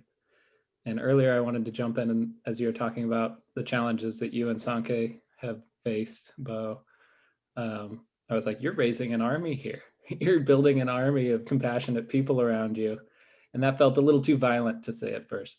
But when I hear Leah talking, we get to connect, we get to share our words. You know, it's the remedy to the social media, the echo chambers. We're actually seeing each other think. And it's giving me chills right now saying it. So I'm just in gratitude to be in a room like this. You know, sorry. Go ahead, Tina. Thank you. This is exactly what I wrote from day one, what Leah said, and I personally love exploration, and I feel like I love uncertainty as well. It's so much fun. There's something fun about being like a ranger in the world, you know, like not thinking the way that other people think, and sort of having this little bit of like my mom would call it the shit disturber mentality.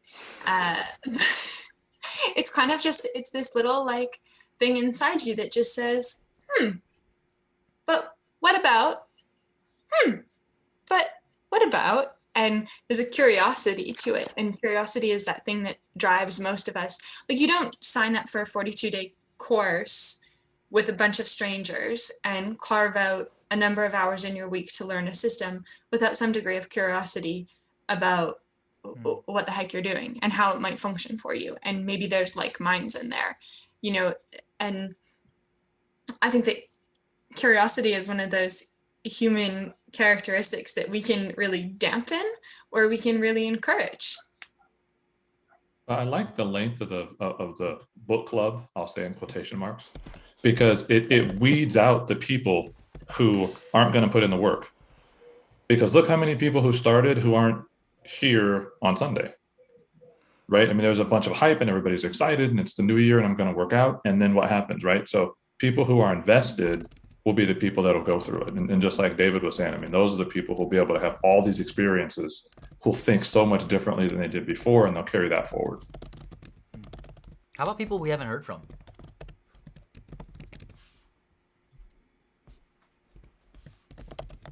Or not. I'm just putting it out there, just keeping it open. Okay.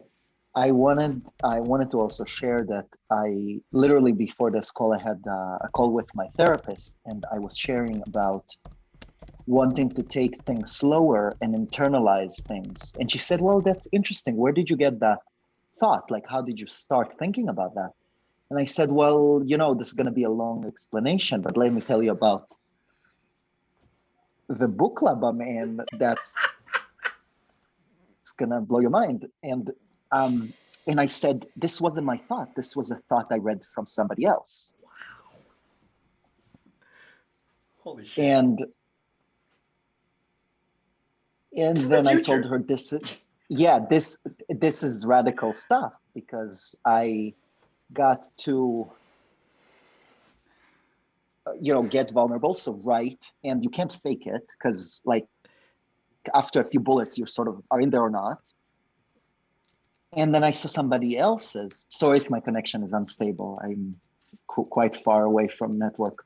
But yeah, it was just. So I told her, like, my goal is to develop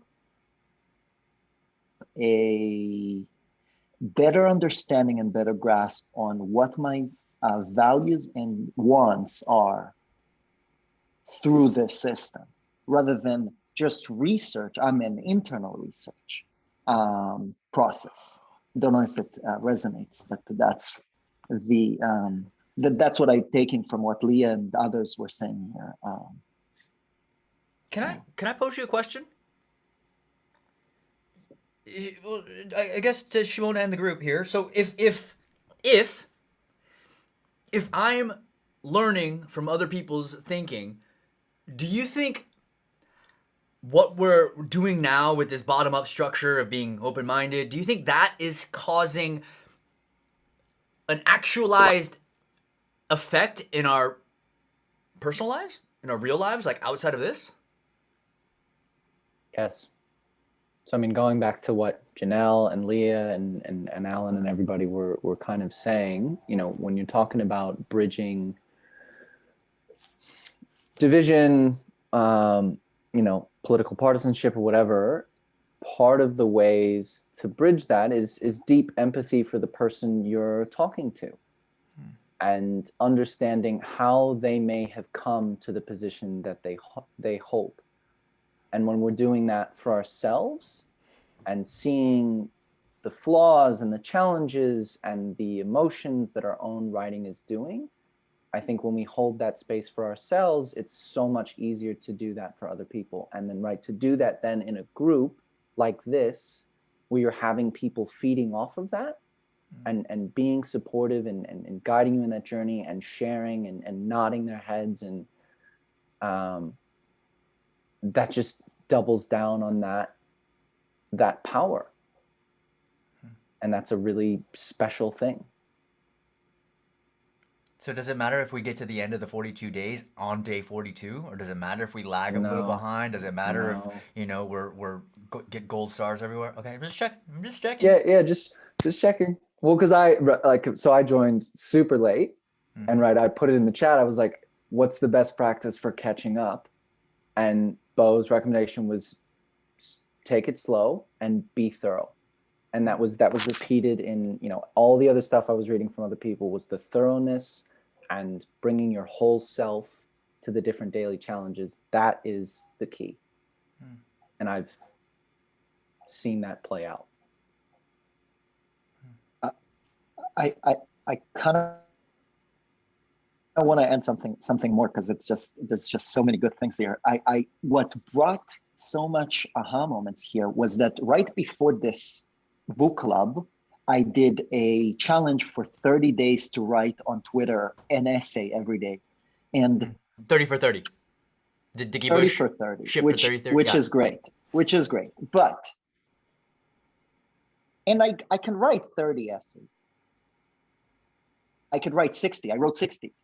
But I started repeating myself and I started copying others. And there was just like this feeling of like, really, I was really just on the surface and I wasn't able to get somewhere deeper.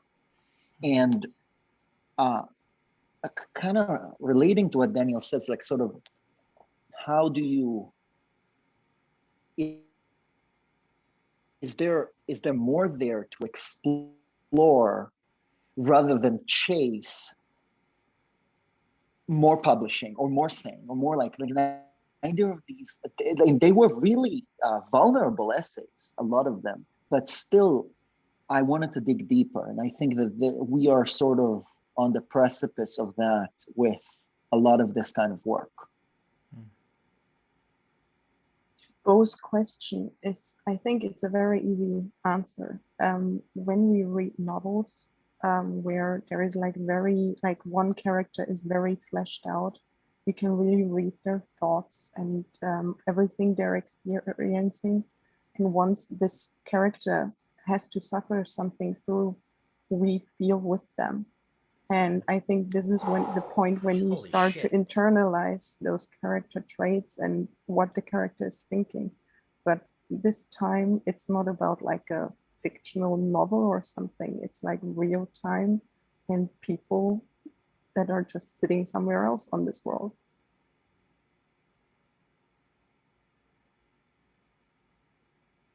So I would think, yes, of course, thoughts of other people can impact us very deeply. I'm stealing that. It's okay.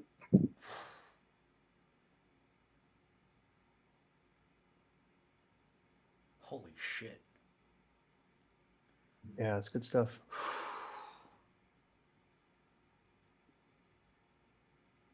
That was like a mic drop.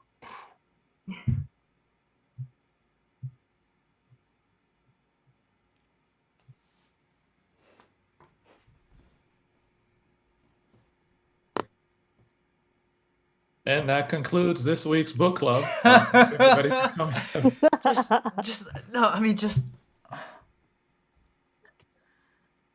That was just so smoothly executed too. Like do you feel that? I mean, holy.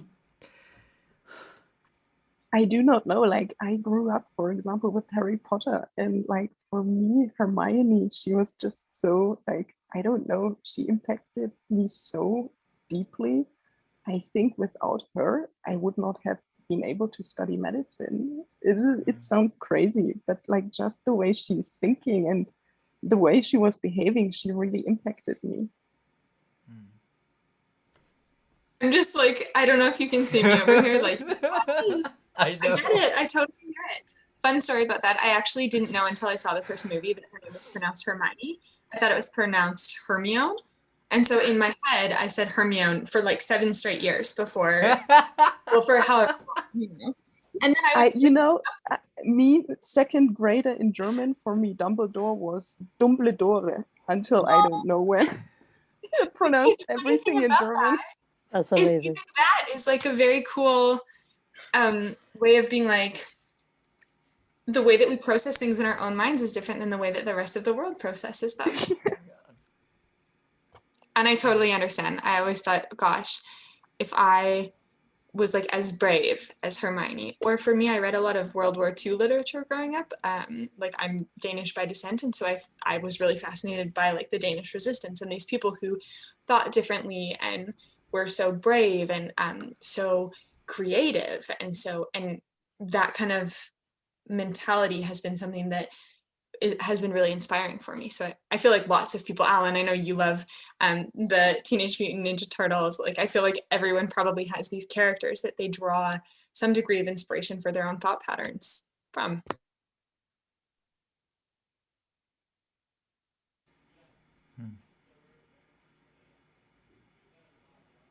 But aren't they people who are just further along in the story that we hope to get to? Like, so where they're our futures, where we would want our future selves to be, and we want to be like them. So they have character traits that inspire us to get better. And isn't that what we've got in this community as well? Oh, Say for that sure. again? Yeah. I, Yeah, go ahead, please. I Sorry. understand.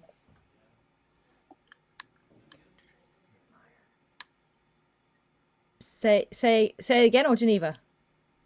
So I said, isn't it that the heroes and the heroines in the stories that we read are people that we aspire to be like in our future selves? Okay. They make okay. us want to be better about ourselves. And isn't that what we all do here? And what if, when you say, this is what I aspire, this is what I want to orient myself towards, right? And we were talking about GPS. I don't know if I can make this leap here, but I'm going to try. We see these heroes and these heroines and we go, this is what I aspire to be. And I go, well, when I aspire, it means I'm looking towards that sort of guiding light. This is what I admire. And it's the same idea of, if I know where I'm oriented in my notes, in my Zettelkasten, then I know that this is what I'm going towards. And so basically, the more notes that we write, the more that we become the hero and heroines of our own story.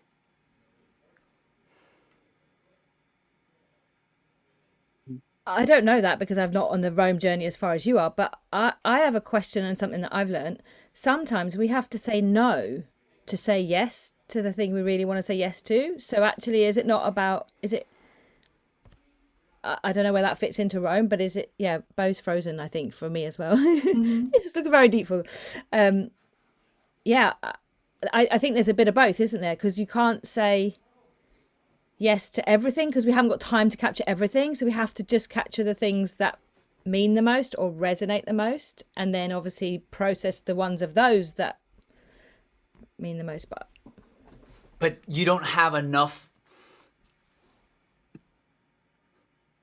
Don't you think that you'll know what to capture once you start having captured things?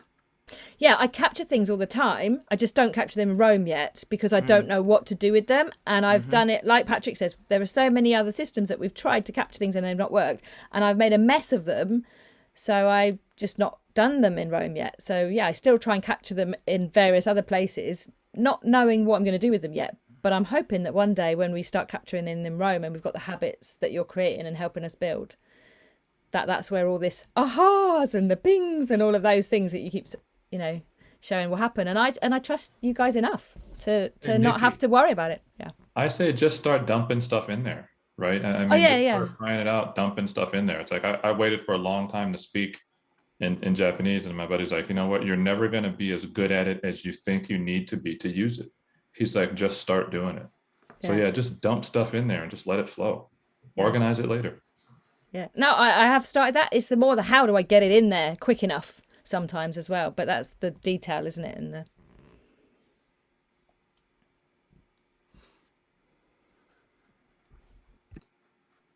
Nikki. Sorry. Michael, I think you're muted as well. Fine. He was talking. I think he's muted. Sorry. Yeah, there we go. It's why I like today's lesson so much is it was sort of practicing, all the stuff that we've learned so far. So I've sort of stopped, just taking notes on things. I'm just sort of holding things in abeyance until I get a little bit further along. And I really enjoyed today's, okay, let's try this out on a book that I know fairly well and see how it goes. And it went pretty well. As I said earlier, I found it hard to stop, not in the individual fleeting notes, but I found it a little hard to stop at 3. What do you think that was? It was a good because I was I was having a good time. Like, oh, I can do this, and yeah, here's another good point. That's what it's about, in my opinion. Why do it if you're not having fun? Am I stuck? I think I'm stuck. I don't know what's going on with my I will I don't say know what's it's going on with fact. my computer. Yeah. But you can hear me though. You always strike the best poses when you get stuck though, Bo. Do we want to Oh man. How do you explain what we're doing to people? It's kind of like a book club, but like we haven't really read the book, but I just do a lot of writing, and then we have these reading rooms where we don't really read the book, but we kind of just talk and like riff and then like have our minds blown. I don't know. This is fun. Has I'm anyone frozen else again. felt really crazy when they try and talk about it and then get a couple sentences and it's like I don't know. It's a lot of fun. I don't know. I've told many people that I'm in this amazing book club that using a tool that I really don't know what it is. I can't describe it. And I really can't really describe what the book is about, but I know I'm going to come out a very different person when it's over. And the book, yeah.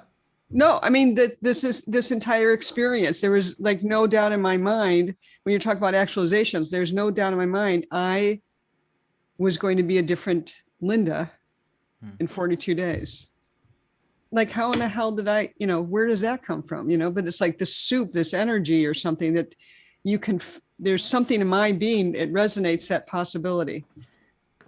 Anyway, it's Kind of want to do. I kind of book club. What I kind of want to do is let's just go around and how many people we got in here? We got 29 people, right? And what we've been in 2 hours here. Why don't we just do like 5 minutes? Just everyone just go around and spend 5 minutes on what you're learning, what you're struggling with, and yeah, let's just do a quick check-in. Why not?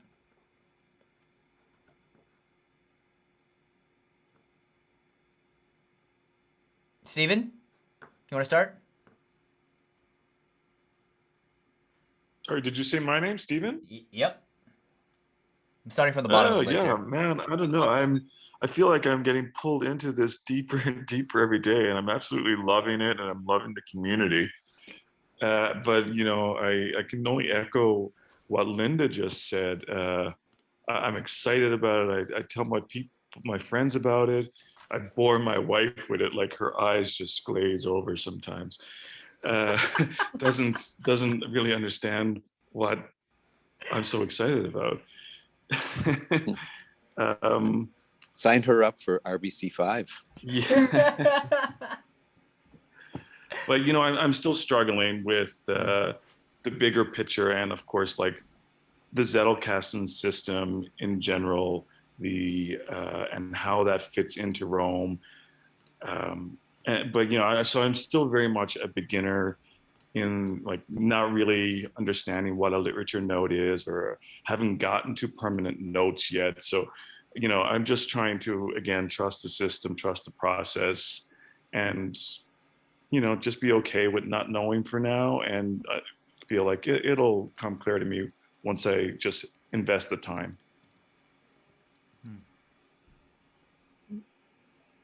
Patrick.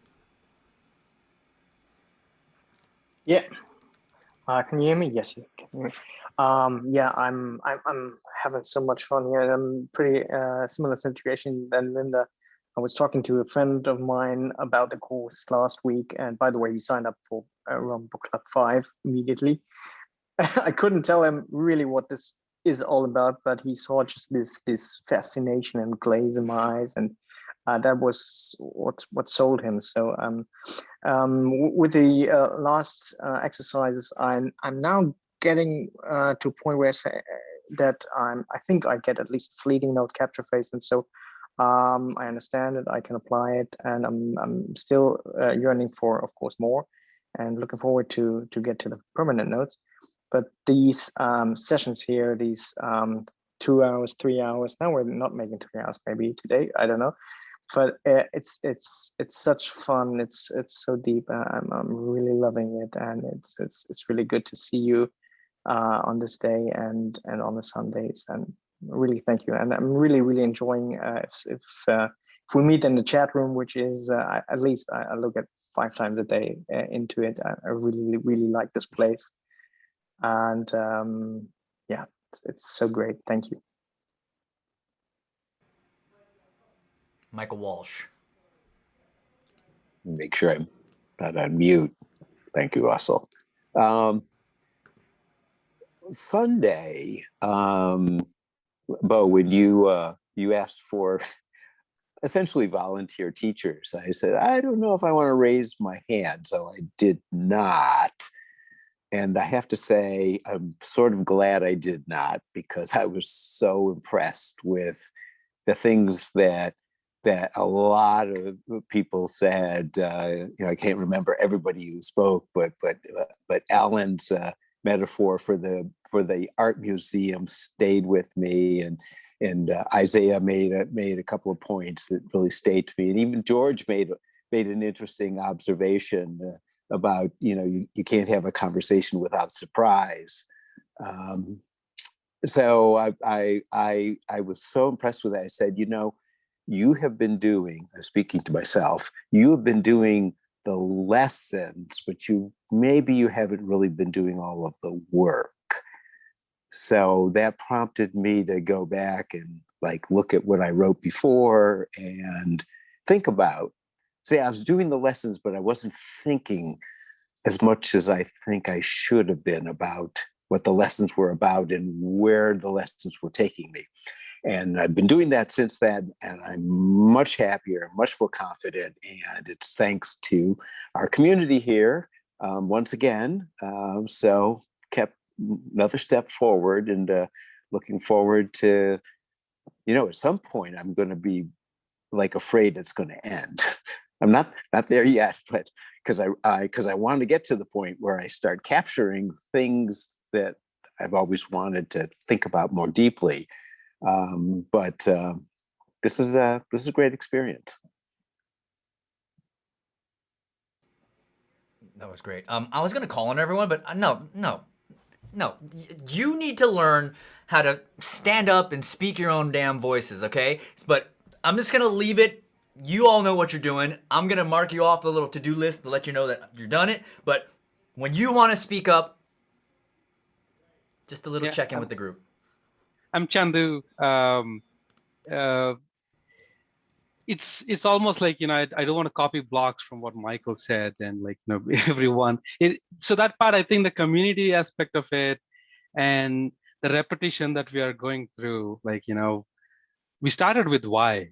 We explored that to a deep extent, and I see sort of almost in a way figured out why it was important to go deep, until you hit that point where okay, I can't progress further with what I have captured in this moment, with whatever else I'm having in the context.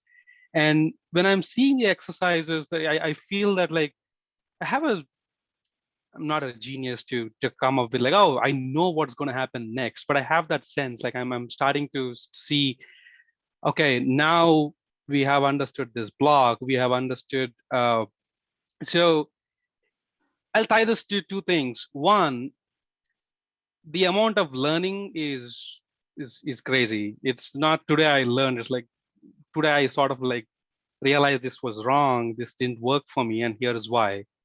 And pulling it back into the context of what we are doing. So learning, and for everyone's contribution, even though we are not speaking, we are sort of listening in a weird stockish way, but it works. It's working really well. And I really love the fact that Rome doesn't send email notifications to me. I'm loving the fact that when somebody tagged you, I don't need to go and go into that infinity stream. That's a huge distraction away. I'm seeing some benefits in the way I'm building myself in a professional life. And on a personal level, the therapy sessions, oh my God, can't stop talking about it. It helped me actually be a better communicator, better listener, most importantly. And so that's the, like, my take on what I have seen, what I'm trying to, because that's important to me. I want to be a better person. I want to do something good. I have a question. This came up yesterday because I started with part 2. I thought it was easy to just be like the super singer judge, say, hey, this is good, I don't like this. I realized that was a stupid idea. Halfway through, I went through that exercise. I was like, oh my God, I didn't know this. I have to read, I have to look up. So I did my own exercise. Like, I went back and added the path 1 as well. I needed that pain. Don't ask me why. The question that I have is, how do you actually, and I think in earlier, Shimon brought this up, versioning, like how do you check the provenance? Michael talked about it a little, how his perspective was. My question on that topic, on the same topic, is when you're trying to, like, today you agree with this, tomorrow you come back and you have a conflicting opinion because you learned something else. I see where all of this fits because I had a sneak preview from Brian Pagano, but I don't want to explore that on my own. And in very simple terms, how do I make sure I'm capturing what is enough today and I come back and I add on top of it, not to be limited by the structure of daily notes or the current time, the bullets which block we put it in. But that's something that really matters to me because I know for a fact whatever I know today is not going to be the end of it. And I can't wait to see how I can put that into practice. So thanks for the time and waiting to hear an answer whenever it comes up, for sure.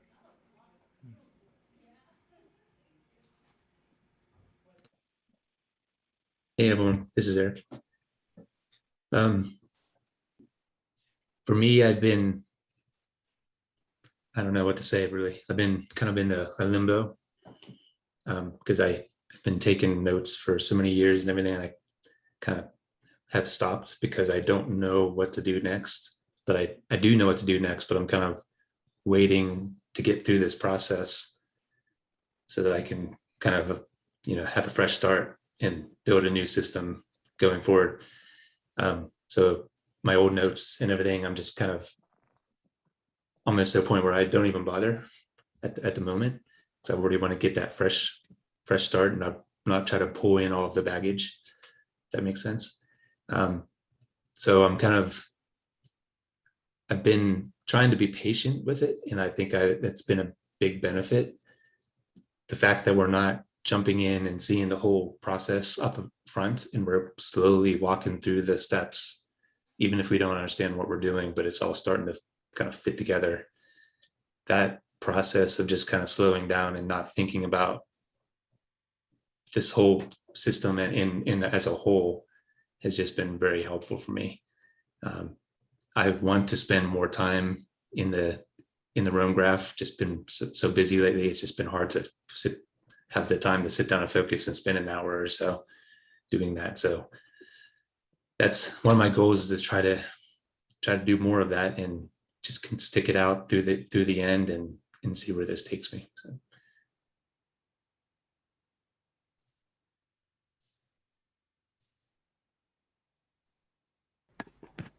Grigori is here. I was quiet today. Sorry about that. Next time, I'm not going to be quiet, whether you like it or not. Good. Good. Okay. We want more of you. So I am enjoying this club as much as everybody else. So I'm not going to spend a lot of time telling you how much I enjoy it. I have a struggle, so an interesting one, because we stopped reading today on a fascinating moment in a book.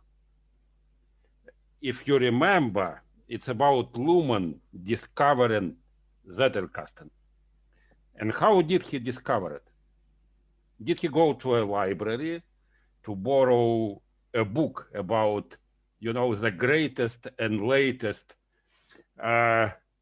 method of whatever, I don't know, productivity. He did not. He took a few notes. It did not work. So he took some more, tried a little bit different system, then tried a little bit more. Then finally it worked.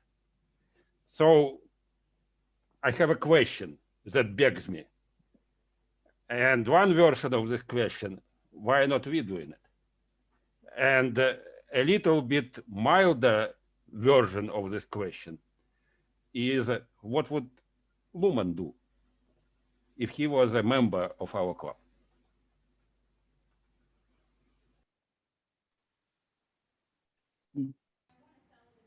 Well, oof. Oof. I think he RBC3. would. Sorry. Well, let me just say this. RBC3 took 33 days. That's all I'm going to say. But great question.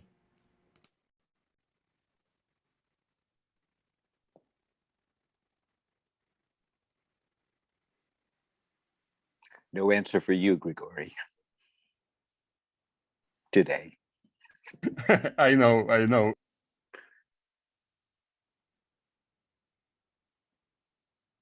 That's powerful. What would Nicholas Luhmann do, right? Well, he would probably be home now thinking about his Edelkasten because it's past 5:30, at least on the East Coast of the US.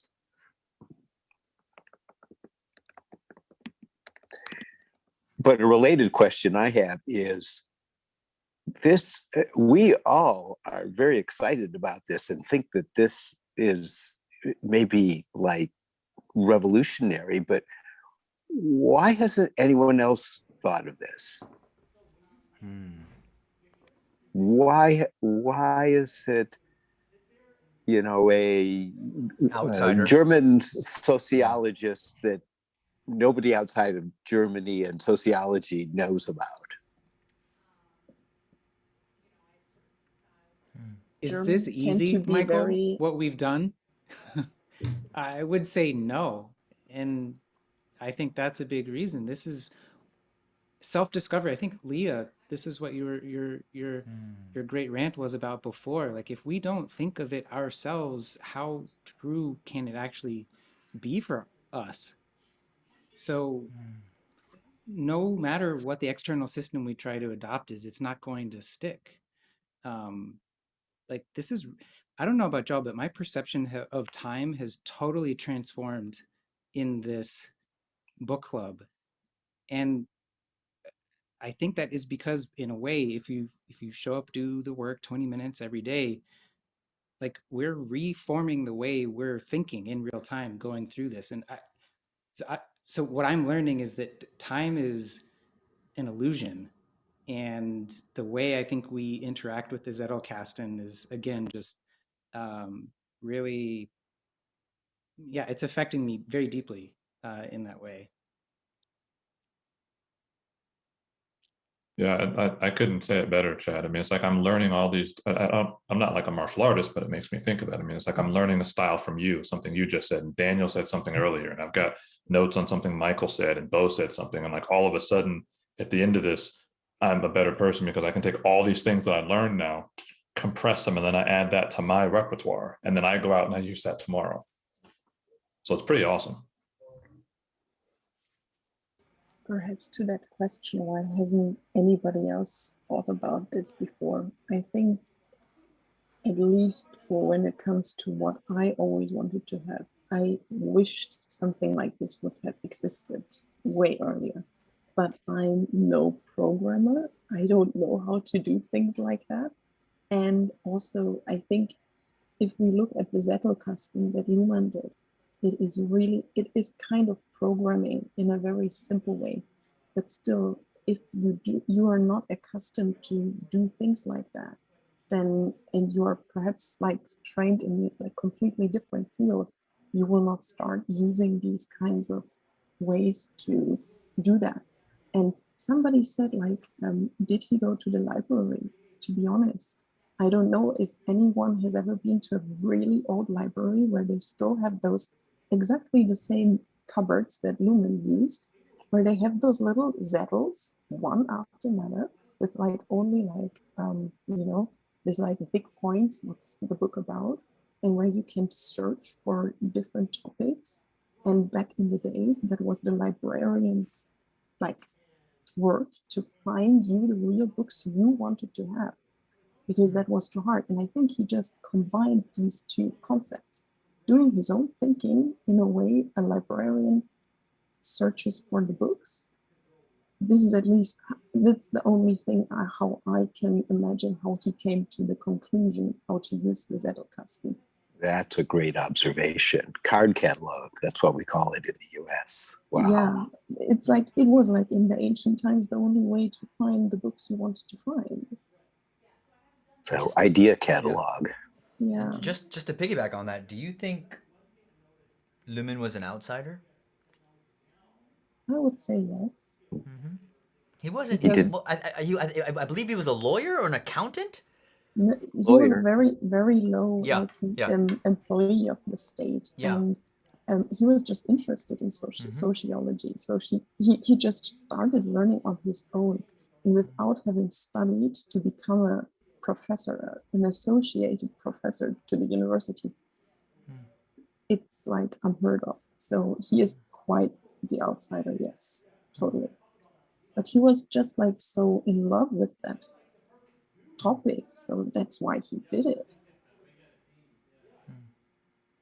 And to perhaps like to what you asked, like what do I tell people when I tell them what we are doing here? I say, oh, it's a bunch of people that are just as crazy as I am. And most people will not ask further because they do not care. It takes guts. It takes guts to think for yourself. It takes guts to think for yourself, and it takes guts to front load the work. Like Lumen was an outsider, right? Because the first couple of years he's not producing anything because he's just reading all the time, right? The value of Zettelkasten and this method doubles, triples, quadruples, right? And even more. Every year you keep doing it, right? It's just it's exponential. But you have to be willing to go through that pain up front, and most people aren't willing to do that. Most people don't want to read. Most people don't want to take notes. Most people don't then want to process those notes. Most people don't want to reflect on it. Most people don't want to be vulnerable. Most people don't want to trust in the process. So, you know, the people who are willing to go through all that, to be here, there aren't that many people who want to do that. Do you remember how long I told you that it's going to take before you actually feel like, oh, this is it? 42 days. 6 months. I thought you said 6 months. 6 months. Before you're like, whoa. 20 notes. Yeah, but that's like 5. How long did it take? I think I was averaging like 3 to 5 permanent notes a day, each taking 15 minutes to 45 minutes of bombs could be going off focus. And nothing. I think I feel it. Nothing. I think I'm crazy. Nothing. And then critical mass, chills. Then you're like, oh my God. I think Lumen said in the excerpt, Bo, that you put for us that it took him like 3 years. So, but our generation is faster, right? Yeah.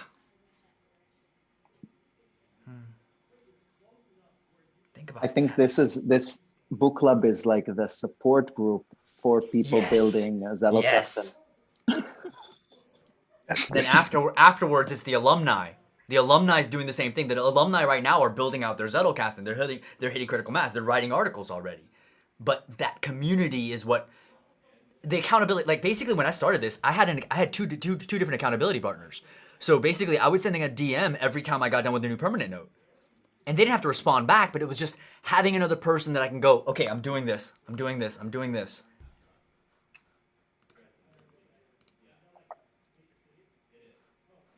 Yeah, but what you just said, Bill, makes me think of something. I remember Michael Jordan was talking about Kobe Bryant, and Kobe Bryant was playing against him, and Michael Jordan did a move and he kind of spun around, and Kobe said, "How did you know the pressure was coming?"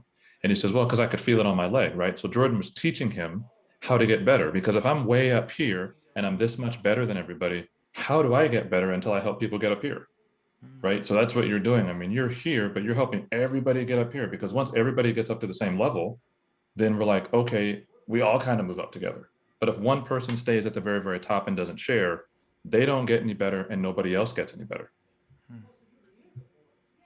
Can I just add on that too, just real quick? I mean, I know we want to touch on everyone. It's also that what I'm walking you through right now is the base level simplicity of the complexity. Is that we don't know what 2,000 notes in a roam graph is going to look like and how you're going to break that up. I know it can handle it, right? But we don't know. And it's like,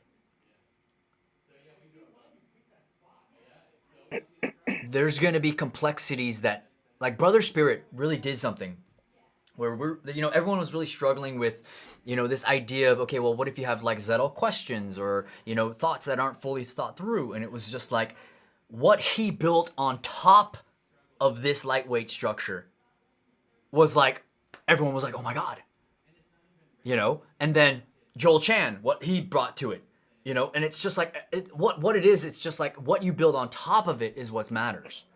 And that, I don't have time to explore that. That's going to be for the people that are, their focus is just to be a research scientist or whatever it looks like. And they want that. Then that's like, but I'm excited to see where people take it, if that makes sense. This is just the flywheel. This is just the flywheel. And then what happens from that, it's like, oh my goodness, I didn't know you could do that. And I'm just going to share the screen real quick. You see your name on there.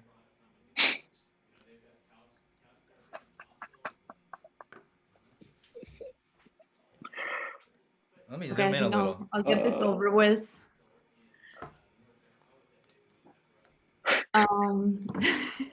Is that it? Am I done? Okay. No. So for me, when I first started, I was kind of like, wow, I wanted to have a project to do because I don't know, I'm not a researcher, I'm not studying anything, I'm not writing a nonfiction novel. And now I finally found my project this past week, so I'm really excited about it.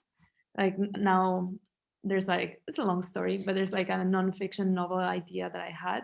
So now I'm even more excited, but I'm also even more scared now because now this is like real for me. It's like, well, not only I want to learn it because it's cool and because I love reading and I want to save it, but like I want output and like I want to do it properly. And I know I'm going to make a lot of mistakes and my settle casting is going to change a lot. And I think someone mentioned that even Lumen had to do it twice. So I know how to take it easy, but I feel like now it's like, there's like a reason why I'm doing it and something I'm even more excited about. So I'm looking forward for it to build up. But then I'm also, yeah, like I want this to be over so like we get all the answers, but I also don't want it to be over because it's really fun to like just hang out and like seriously, my friends here, they're super cool, really nice, but they just don't talk about these things. They don't talk about learning. They're not excited about learning. They're not, I don't know.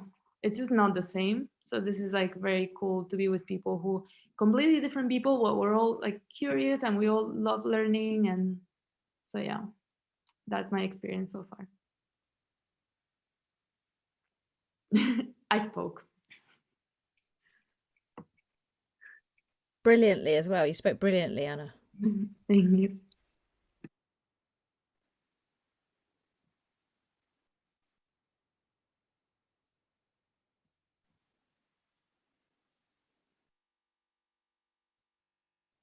I'm passing the torch, by the way. Anyone? Oh, why did you put me on top of the list? God damn it. Okay, you go. All right, another confession time, I guess. Like I said earlier, man, I swear to God, this room feels like therapy. Fuck. So in day, what was it, 16, there was the exercise was about, giving your best. And I think a lot about, I think my issue is like, me being in this room, it has brought a huge problem to light regarding like how I structure my own thought. And that is keeping up and like being in the conversation with everyone else. Like I've been like really quiet because, I think of everyone in this room as like, my own little like fabricated heroes. Like I literally don't know where you guys are. And so like, you're basically just like fabrications in my head. And I know that you guys are like reality and real people that are doing real life things, but like what, and like there's like this thing in my, like that has been like haunting me for like years of just like reality touching fiction and technology being like the bridge between that. That's kind of the overarching reason as to why I have a Zettelkasten, or I want to have a Zettelkasten, but it's also because my head is just so fucking loud that I just need like a place to offload it. And it's yeah, I think that's really the issue is just I wish I could be present for you guys and get all this things that I want to say out of the way so that I can really receive you guys fully. And because like I've even like fabricated like weird little stories within you guys, just like how Joshua, like your little kids at night, whenever I see that like dimly orange glow, like I think of like you putting your kids to bed because like you're really good at, and like you're here with us. And like Nikki, I swear to God, like if it wasn't for you saying that shit in chat, I probably wouldn't have said anything and I would never been able to be in this room at all. Like it's like Alan, like that you literally are calling them heroes, like all of the explanations that you have for each person that's in this room, like that kind of thing like resonated to me. I want to do that for all of you because like fuck, I know everyone in this room has something to say, their own stories, their things that they want to bring to light and like bring that into their own voice, and I really want to do that, but fuck, like my head is so loud and I can't, it's foggy, it's noisy, I need help. I'll figure it out. I'll hopefully figure it out. It's tough, obviously. Bo, shit. We are freaking real, all of us. Yeah. And you are real I don't know too. if that was coherent, but sure.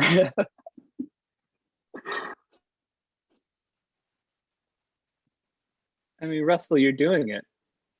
This is it. All of our heads are loud, and you're doing the work, and it's gorgeous to see. So thanks for sharing. So Thanks. good. So Thanks, good. David. That's so good. Russell, if I can jump in on that, I think that when you talk about like your head being so busy and just having the noise and the fog, and like if anyone was to go back to my initial why page, that's a huge, I think that a lot of people experience that. We get that information overload, and especially now because we take in so much information on a day-to-day basis. Like I know that for me, even being in these Zoom rooms, I sometimes have to be like, Leah, dial in, because it's easy to have your phone and another tab and this and a thought pattern and you're writing something, or I'll just finish this work project. It can be really difficult to dial your brain into something because we're sort of not necessarily used to that. And I think that I know for me what I've started to crave is, and we can kind of count this as my checkout as well, what I've started to crave is the clarity that comes with the writing.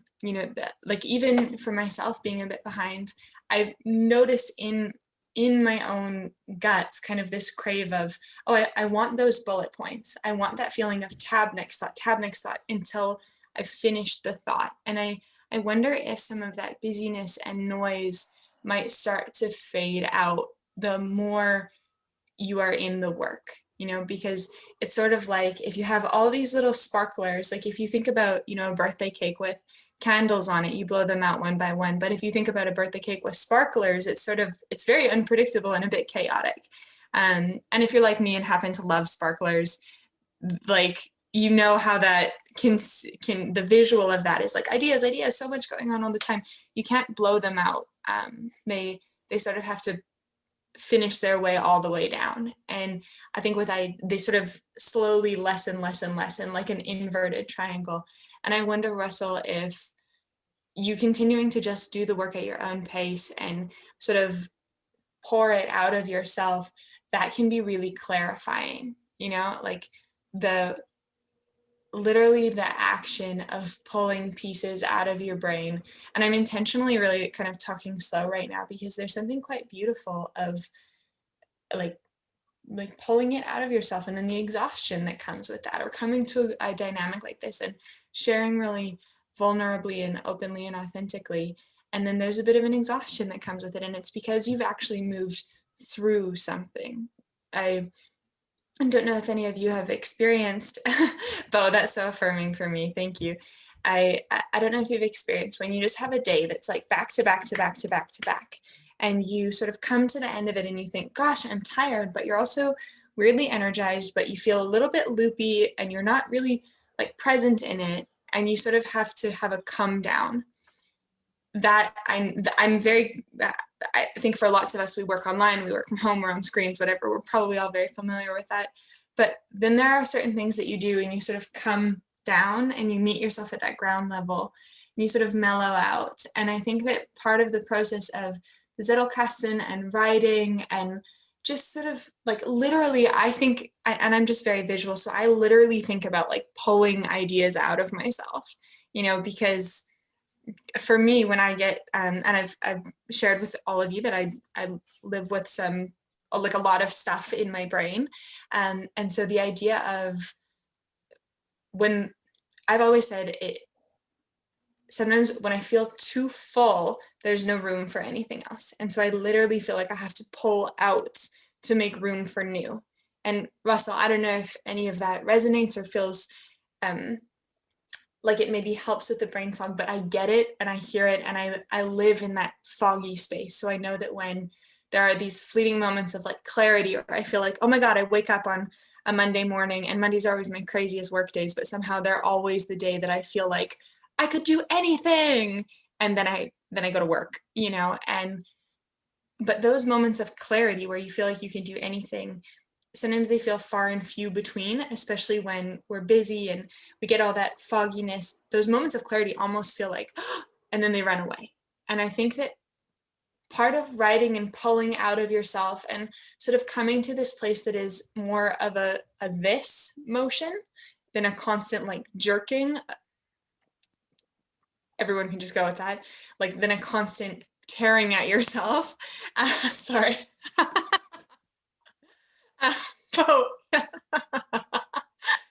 Anyways, when we'll go with tearing. I think when we get into a state of flow where we're actually just becoming comfortable with the fog and comfortable with pulling like a yarn out here and a yarn out here and a yarn out here, eventually we come to a place where the sparklers have sort of died down a bit and we can function in it. It's not so much like walking through fire or fog without knowing where you're going all the time. It's one foot in front of another. And you know, there's a phrase in the community of addiction that is one day at a time. And it's not just one day at a time. When you really live in the world of addiction or mental health, you know that it's never one day at a time, because a day is too long. It's an hour, a moment, 10 minutes, a meal, whatever it is at a time. And so with this, I think that applies too. It's one thought at a time, one moment of opening your screen at a time, one one thought that you sort of pull out and you leave at a time. That's where I'm meeting myself, at least. And I'm just so grateful for all of you. I'm so grateful to be here. Thank you, Leah. Yeah, Jesus, thank you so much. Honestly, a lot of that kind of reminds me of like when I was back in university, like going through and getting all the work, that guttural feeling of like getting with the brain fog. It actually kind of reminds me a lot of that. And, I got out to get rid of that and kind of like distance myself from that, because I know like deep within myself, that's not really where like true deep work comes from. So I think a lot of it too was because of the fact that I did come in waking up at 5 a.m. in the morning and cranking out 5 days worth of writing exercises in one day. That led up to me just really being burnt out and not I don't being present. recommend that. Yeah. See, I had to learn it the hard way, because otherwise, like, this is the huge rock that I had to trip on the mountain so that I can climb back up slowly and deliberately, step by step. That's my rock right there. What's he doing? Why are you going on that? All right. I mean, if you want to, there's all right. I love it, dude. I love the process. I love the journey. Yeah. Thank you guys for catching me, man, for real. Like, I think like in going back to doing this, being like more deliberate and going through each lesson slowly, because it's not that I'm starting to realize that like the exercises are presented day by day, but they don't have to be taken day by day, and they can even be revisited, because sometimes when you want to like draw that map for yourself, you really do need to get the lay of the land. There's this like little pathway here, so I got to make sure that I put that in my map. Otherwise, like this won't like really be accounted for. Like it's really getting that process of like climbing up and taking that process deliberately, so that once you like step into it, you really can just stop thinking about it and just go to the summit. And it's also never fucking perfect either. Like I woke up mad early, and it was just like, then I go back to sleep, and it was like I was gonna go to the gym, that didn't happen. Then I come here, and there's like crashing and banging and construction, and I'm just like, and then I gotta like get, and then and then I'm doing this, and it's just like I didn't feel like I fell in until about 45 minutes ago, and it's just like I'm here, I'm doing the work, I'm listening, I'm receiving, I'm giving, and I don't think it needs to be like here all the time. For me at least, and yeah. I love the journey of it though. I love the process. I love the highs, the lows, the everything in between.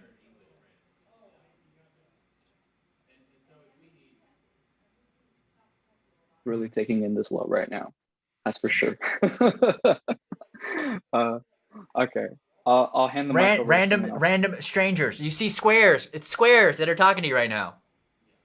Goody.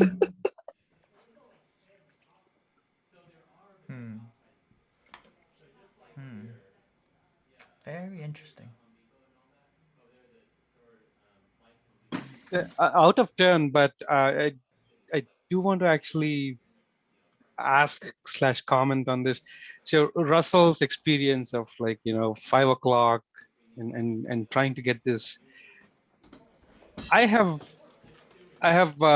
when I'm going through this on a daily exercise level, it exhausts me. I'm burnt out at the end of it. I don't have. I mean, like it's probably because the time I actually get to it. Hold on. Gab on me. No, I'm not finding excuses for myself. you're a monster. You do something different. There's a lot of passion as well. So fear as a motivator to stop yourself from you're gonna die if you actually try to do two things, try to do 2 daily exercise at a time. That is working for me. That's the point. And the related question to this is like, especially when you're talking about fleeting notes, when you're doing that first trigger, the highlighting or like bookmarking or saving an article. I use Notion for saving some of the stuff. It's easy. And when I'm trying to process it, now I'm actually seeing that as a cost function. If I'm intentionally trying to save something, I'm actually counting, do I actually have time, at least an hour maybe, to process this? So the downside of it is, I feel that actually is putting an impact on how I'm capturing and what I'm capturing. This was like, one of the fine lines that we talk about. So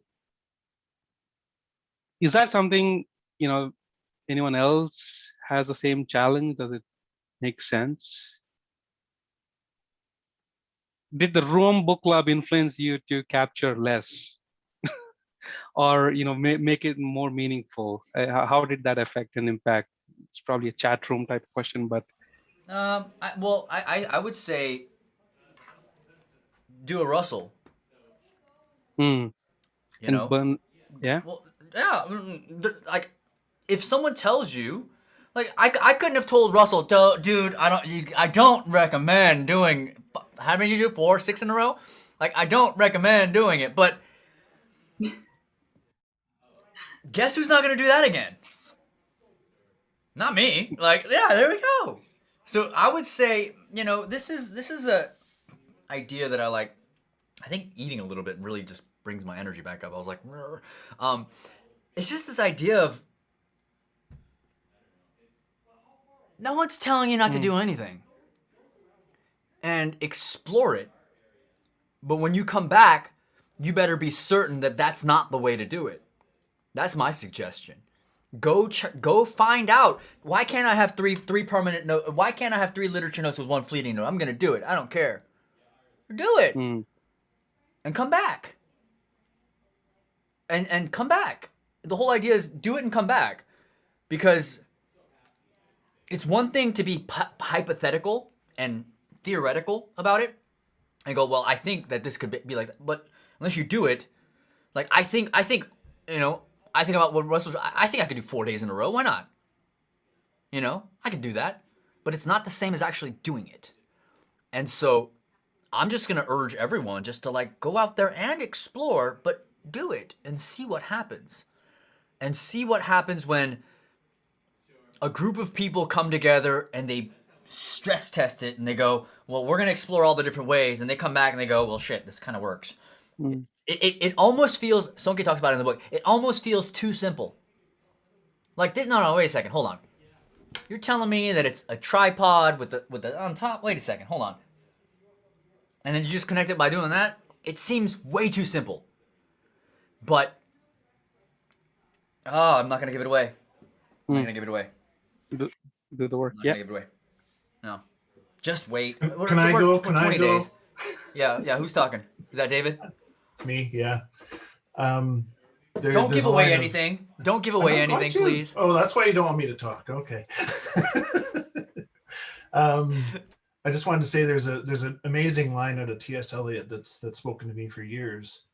One of the 4 quartets poems, and he says, to arrive at what you are not, you must go through the way in which you are not. And I've lived lots of paths in my life, and you hit the dead end. You're like, yep, I guess I'm not a programmer. Yep, I guess I'm not an economist, or yep, whatever. So that line always speaks to me, and I think maybe it'll speak to you. Loving the group again. It's amazing. It's about the community. I'm realizing more and more that the mechanics of the Zettelkasten I couldn't give a shit about. It's the community and the process and entering into this space, which I didn't do the work in the 3rd group. So I never got into that space of, I think Chad mentioned timelessness, that you're just sort of like whoa, like where did the time go? I'm not worried about the 2 or the 3 hours that passed. And that's been amazing. It happened in the past with like sketching and sort of artistic endeavors like that. And this is the first time it's like, wow, this is a deliberate thing you can do. Like these prompts you're giving are amazing. I always say that, Bo, you're an amazing teacher. And the way you do it is so effortless for you. It feels like from our end, from my side. And it's a pleasure to be a part of and a pleasure to watch again. Be part of it this time. So thank you. I think that is the difference though, David. You're the engagement. Like you were there last time, but it wasn't like wholly there. It wasn't like all of you. And I feel like we missed out on that. You know? Yeah, that's true. What do you think is different this time? Well, I committed and I knew what it was going to take. I had no idea the first time. So I was just saying to Leah in a private chat that is, if you don't know what you're getting into, suddenly trying to find an extra 10 or 12 hours a week is in busy lives. It's an excuse, but it's true. It's hard to fit in with kids and, other activities. Yeah. So, but this time I was prepared to come and do the work. So here I am.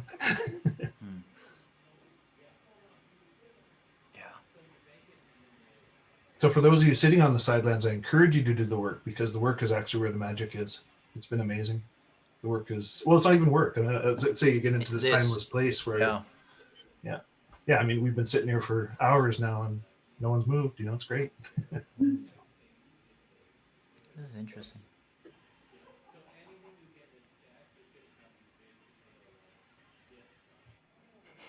Leah, do the prompts, learn the shit, feel the change.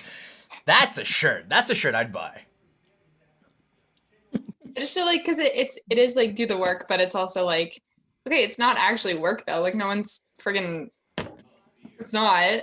So just do the friggin' prompt, learn the shit, then you'll feel the change. Feel the change. Grow up. Chad's adding on that too. Show up, give a shit, be accountable. Yes. Show up, give a shit, be accountable. Michael Barr. Yes, that's awesome. Actually, someone sent me a letter years and years ago, and it was, she had written on the bottom, experience momentum, feel change, and it was just like a passing thought in the bottom, and I actually carried it with me. I would have been maybe 16 because I remember I got that letter, and then I actually had a MacBook at that time, and I painted on it, experience momentum and feel change. And I don't really know why I did that, but it felt really cool at the time. And I had that computer for a really long time. And so I would see it, bye, Shandu, have a great night. Every time I would see it, I would think, yeah, experience momentum, feel change, experience momentum, feel change. And that's, that goes along with show up, give a shit, be accountable, or do the prompt, learn the shit, feel the change. Like you kind of have to start your role. Who hasn't gone yet? I didn't. Hi. Hi. So I was very surprised by myself because firstly, when I started writing, I didn't think I would write so much. I thought that 20 minutes or 40 minutes was just too much, but then 4 hours passed and I didn't even know how. So that was quite interesting. The other thing that I find quite funny is that when I'm about to do the prompt, I quickly check what other people wrote already. And sometimes I can see someone is typing, so I quickly close it down because it feels like they're in their personal room. It's quite nice. For example, on was it Saturday? There was, I think you had the message that you went to bed at 5 a.m. And I felt so bad that I didn't do the work that night, so I also stayed up the entire night. I went to bed at 6 a.m. I don't even know how I did that, but it was funny because I feel like all the time I do the prompt, I kind of teleport myself somewhere into the past experiences, and I quite stay there for a long time. Yeah. I think it's interesting, and I also like the collaboration aspect of it, because at university, at work, it's mostly competition, but here it's mostly collaboration. I don't know what else to add. It doesn't feel like work at all. I don't even feel like it's thinking, I just write. Yeah. I think there's something to do with like this idea of not knowing what you're gonna write when you're capturing Yeah. something. That's It's so unexpected. But if we trust that it happens every time. Like if I capture and I write and I don't know what I'm gonna write about, I'm not looking to like archive anything, I just write. And then every time I'm like, well, how the hell did I get there? You know? And it's a very interesting thing.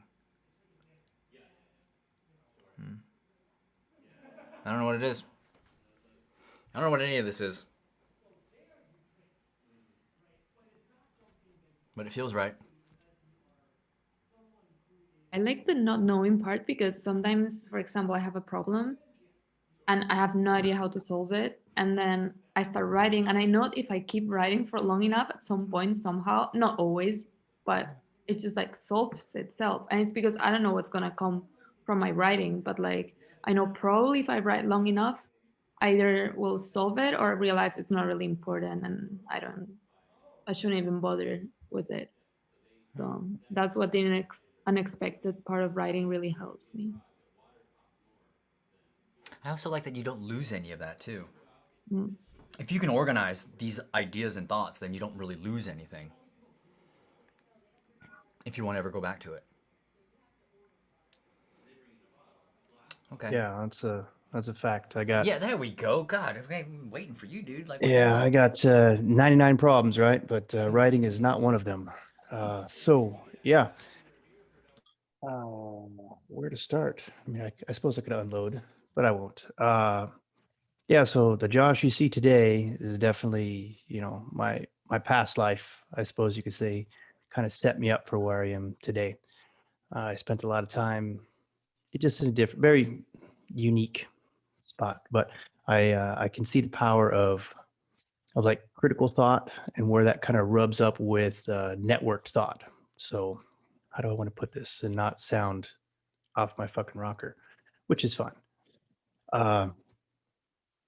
So I had a group of individuals that would work together, and we worked together for so long under some pretty crazy circumstances. There, we could do things that we wouldn't even talk. I mean, I'm not. It's not like telekinesis or telepathy or anything, but things would just start to happen, and you feel this vibration where you're part of something that is just far larger than anything you could even imagine. And I feel like this is the best way I could capture it is what we have with this group here. So you're starting to see people that develop their own thoughts, but are able to reach out and grab and kind of rub up against other people's ideas, but not just the greatest ideas. They could be absolute crap ideas, but they're their ideas and they're real. And you can kind of see how they struggle through these things, and you struggle with them and you feel it, but it's like this visceral feeling. You're like, wow, that is effing amazing. And then you see them get through it, or you see them, rise up. And I'll be honest with you, it is transformational in a very bigger picture. But no, we'll close that down because I can feel that one ramping up inside of me.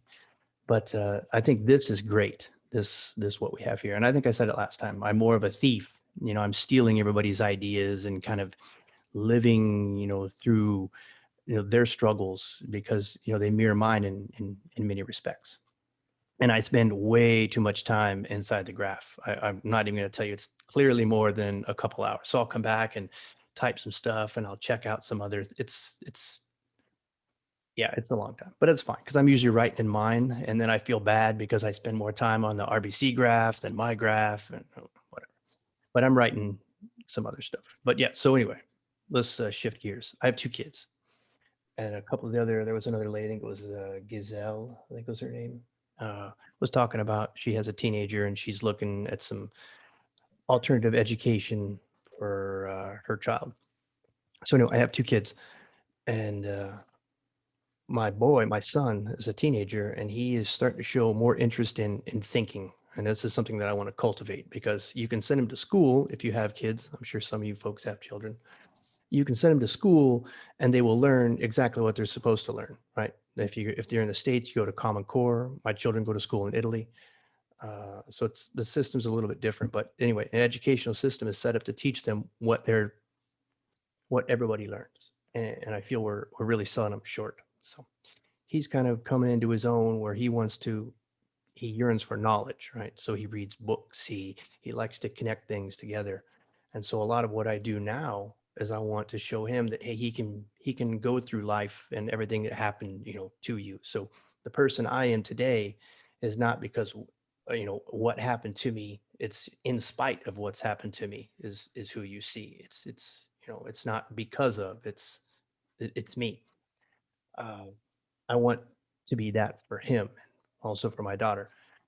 It's great to see that in his eyes, because I feel when he's in my shoes, he'll be 1,000 times better. So that's my kind of second motivator. And yeah, I have a bunch of ideas that I think need to get out there. I wasn't meant to die yet, is what we'll say. So I feel like I have more to offer what we have here. And, this may be the avenue to that. Who knows? Maybe not. I could just be batshit crazy. Idea generating machine, Joshua. Yeah. Idea generating machine. Okay? Never in front of a blank page. People can follow your thinking all the way through. Idea generating machine. It's the So artifact. you say, I will tell you something on that. When the conversation came up, I want to say it was last week. We're talking about the fear of the blank page. And I want to say it was Gregory said he likes the blank page, if I'm not mistaken. I love the blank page. I absolutely love it. And why do you say that? Because from nothing, right? From absolutely nothing comes everything. And it's not guided. It's not guided by anything. It's guided by you. And if you have it, it comes. If you don't have it, wait. It's there. You just have to kind of find it. It's like, I think I use the metaphor, like the Chinese bamboo. I don't know if anybody's familiar with the Chinese bamboo or bamboo in general, I guess you could say. You have to plant it, and it takes a long ass time for that stuff to germinate and start to grow. But when it grows, it takes off. And that's kind of how I look at almost anything I do in life. It's not going to happen today. If it's happening fast, you're probably doing it wrong, to be honest with you. But I've said too much. Sorry for taking up your time, but that's my little corner of the world over here. Actually, it's like 1:30 in the morning. I typically don't stay up till 1:30 in the morning, ever, especially not at this age. Back in my 20s, that was a different story. But Yeah. 20-year-old Joshua is, he's not here today. Anyway, thanks, by the way. Okay, we're approaching. I need to pee, but is there anyone else who hasn't gone yet? Who wants to go? I haven't gone yet. Nikki, Yeah, come I on, haven't gone Nikki. yet. Joshua, I think there are no new ideas under the sun. We're all creators bringing things together, and I think that's what you mean by, isn't it? You bring bits of things from different places and we smash them up, and that's the new thing. But there's nothing new initially, and it's the creator. And I'm really glad you're here, Josh, and thanks for sharing that story. I have to. I feel like I'm having an affair. I've never been part of a book club ever before, and about 3 months ago, I joined a book club. Not that kind of an affair. I joined a book club for the first time ever in my life. Bear in mind, I never wrote or read as a kid. Never did any of this, and joined a book club, and then we joined this book club, and I'm like, oh my goodness, like, yeah, exactly. This is not a book club, but now I'm like, what do I go back and say to the others? Do you know what I mean? It's like, oh no. So yeah, I think for me it's the blank page, the bullet. I've the fact that you can just write one thing on a bullet and press return, and then you're on to the next one, and then you're on to the next one, and then into the next one. It doesn't get in the way, has meant I have discovered my thinking. I've allowed myself to think, which I traditionally do with talking too much. just capturing it and trying to succinctly put each one on a bullet, but in a really easy way. I think that has been amazing, and I keep trying to do that in like going back into the day-to-day software and going, oh, why aren't you just tabbing? Why aren't you just going down in the right line? So yeah, it's really good. It's shown up. It's been a really long day. I'm really glad I'm here tonight. I wasn't going to come, but Alan was like, you got to come, you got to come, you got to come. So it's amazing. Thank you guys for being the best community ever. And yeah, don't tell anyone I'm here. Shh, secret. Oh, that's so funny. It's not a book club. It's not a book club. Okay. Okay. Come on, Deb. All right. Yeah, I'm I've been listening. Sort of feel like a little bit of a stalker, but not really. I'm just absorbing and feeling really good about the nourishment. So I thank you all for that. My I'm looking at at my writing, the work that I'm doing, and I was listening to some people who were talking about, spending 45 minutes as if that was, a long time, and I'm thinking, oh my God, I'm hours into this stuff. I'm hours on a single day's assignment, hours. And I say, wow. I say, okay, that's okay, that's okay. Keep going, keep going. And then I said, wait a minute, let me stop. This is really valuable shit. This is good stuff. Wait, let me, okay. Oh, what if I lost it? Oh no, what if I lost it? So I went to the automated backup stuff that's recently become available. And I said, yes, let me put this in place so that I can always count on being able to go back and re-look, just take another look at my thinking. And the thing comes back to me and says, unable to back up. What? Without your permission. What? I said, okay, what permission do you need? He said, I need to be able to edit files. What? What? You need to be able to edit my files? Why? What has that got to do with backing up? I don't understand. And so my whole thing has come to a sort of a temporary halt. Sort of. I'm not going to stop. I can't stop because the medicine is too good. But the idea of why does a backup entity, why does a backup feature have to edit my file? Why do I have to give that permission? It doesn't make sense to me. And so I put that as a question in the support group. I put that as a question in the what is it, the Slack group for the company, for RR. But that's where I'm at right now. It's valid.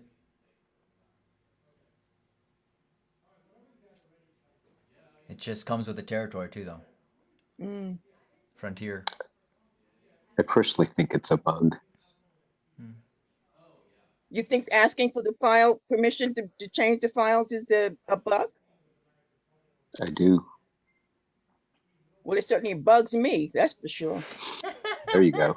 Yeah, that's what I was going to say. It's bugging somebody. Yeah, do you use a Mac or do you use Windows? Do you use a Mac? Windows 10. Windows. Okay.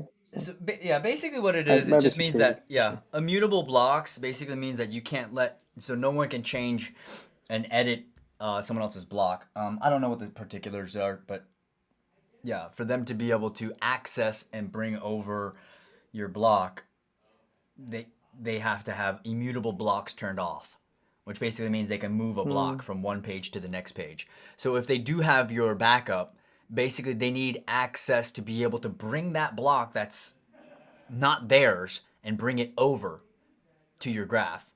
And so that's the whole idea behind that. It should be it, called something else besides edit. You know, that's so scary. yeah, it's immutable blocks. It just basically means that no one can in that block, because now the pages are now blocks, right? And the block is locked essentially to your username and ID. And so you have to turn off immutable blocks, which is immutable blocks is one of those things where it's built on, like, closure is a nice parallel if you think about it. Closure is the script that Rome is built off of. Again, I'm not a computer programmer at all. This is just what I've gathered. And you know how closure works. It's information. It's no longer like object oriented programming. It's like information. And so data is what this is all about. And so the data says this is a block, it's immutable, this is the ID and the username. Okay, so if you try going into that, you can't, because it's immutable, it's there. And then every version of that is sort of throughout over your backups or whatever that looks like. So yeah, that's sort of what it is. Yeah, reach out to service one more time, or tech support one more time. Ask for Matt McKinley. Okay. He's the nicest one. All right. So okay, so I need to get ready for today, and I think there's a lot of pressure to make this the best Rome book club ever, and I'm okay with that. I thrive on that pressure. Diamonds are formed in pressure. At the same time, I also am dealing with the natural response that happens when there's confusion and uncertainty and discomfort. And so it's just balancing that all together is what I'm going through. And I think it's just,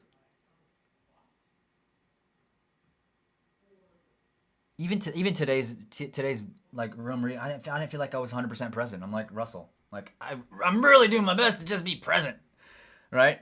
But I'm thinking about, well, how is this? What is it?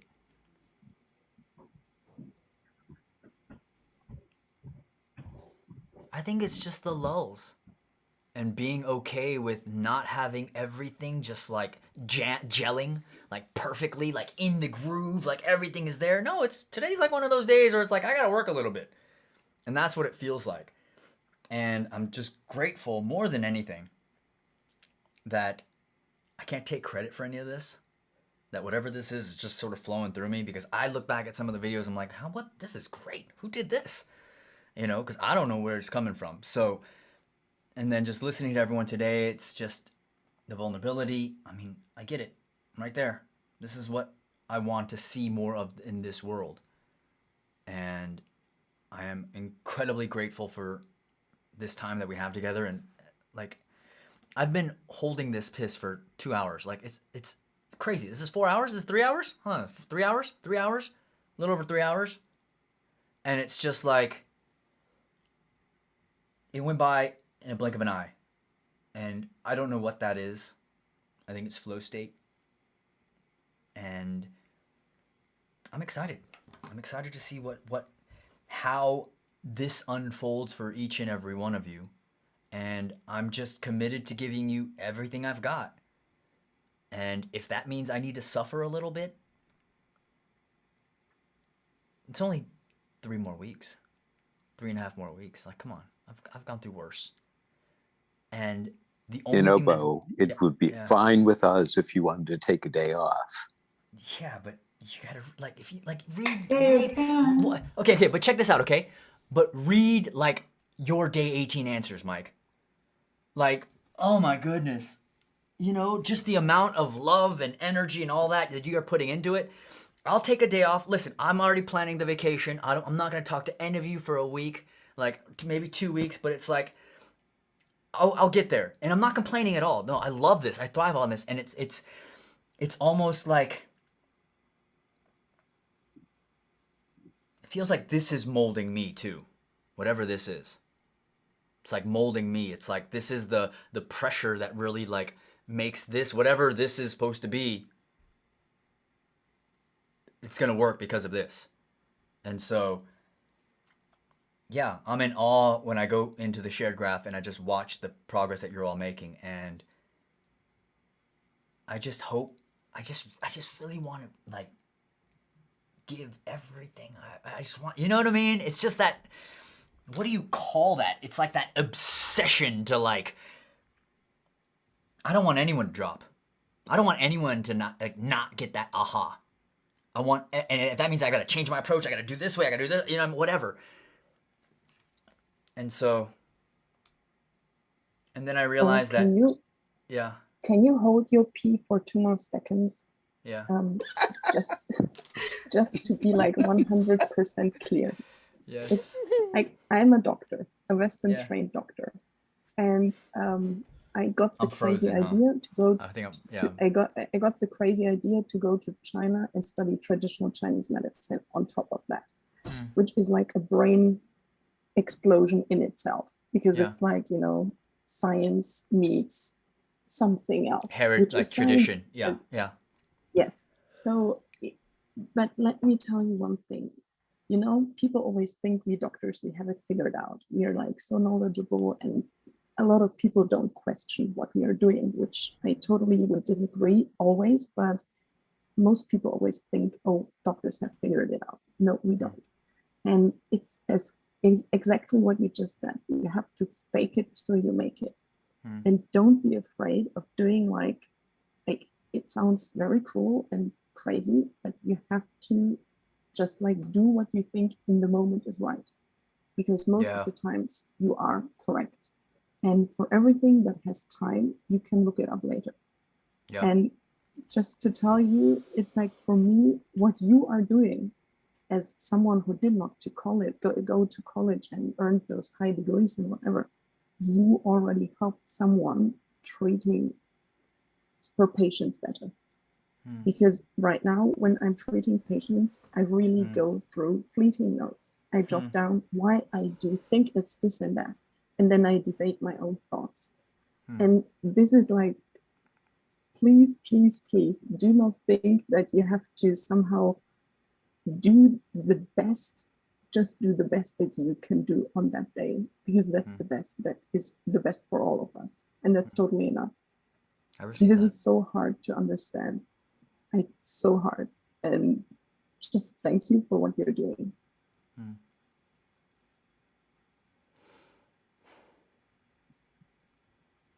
Fantastic. Yeah. I'm frozen on this screen. I don't know what the hell's going on. Okay. I love you guys. You are peeing, right? I'm sorry. No, I need to go pee. I need to go pee. I love you guys. I will see you Sunday, and if not, I'll see you next Thursday. And is that your pee face? Yeah, maybe. So thank you. I'll have this uploaded on the shared graph, and yeah, what an amazing journey, truly. Thank you very much. Thank you, everyone. Bye. Okay. Thank you guys. Bye. Bye.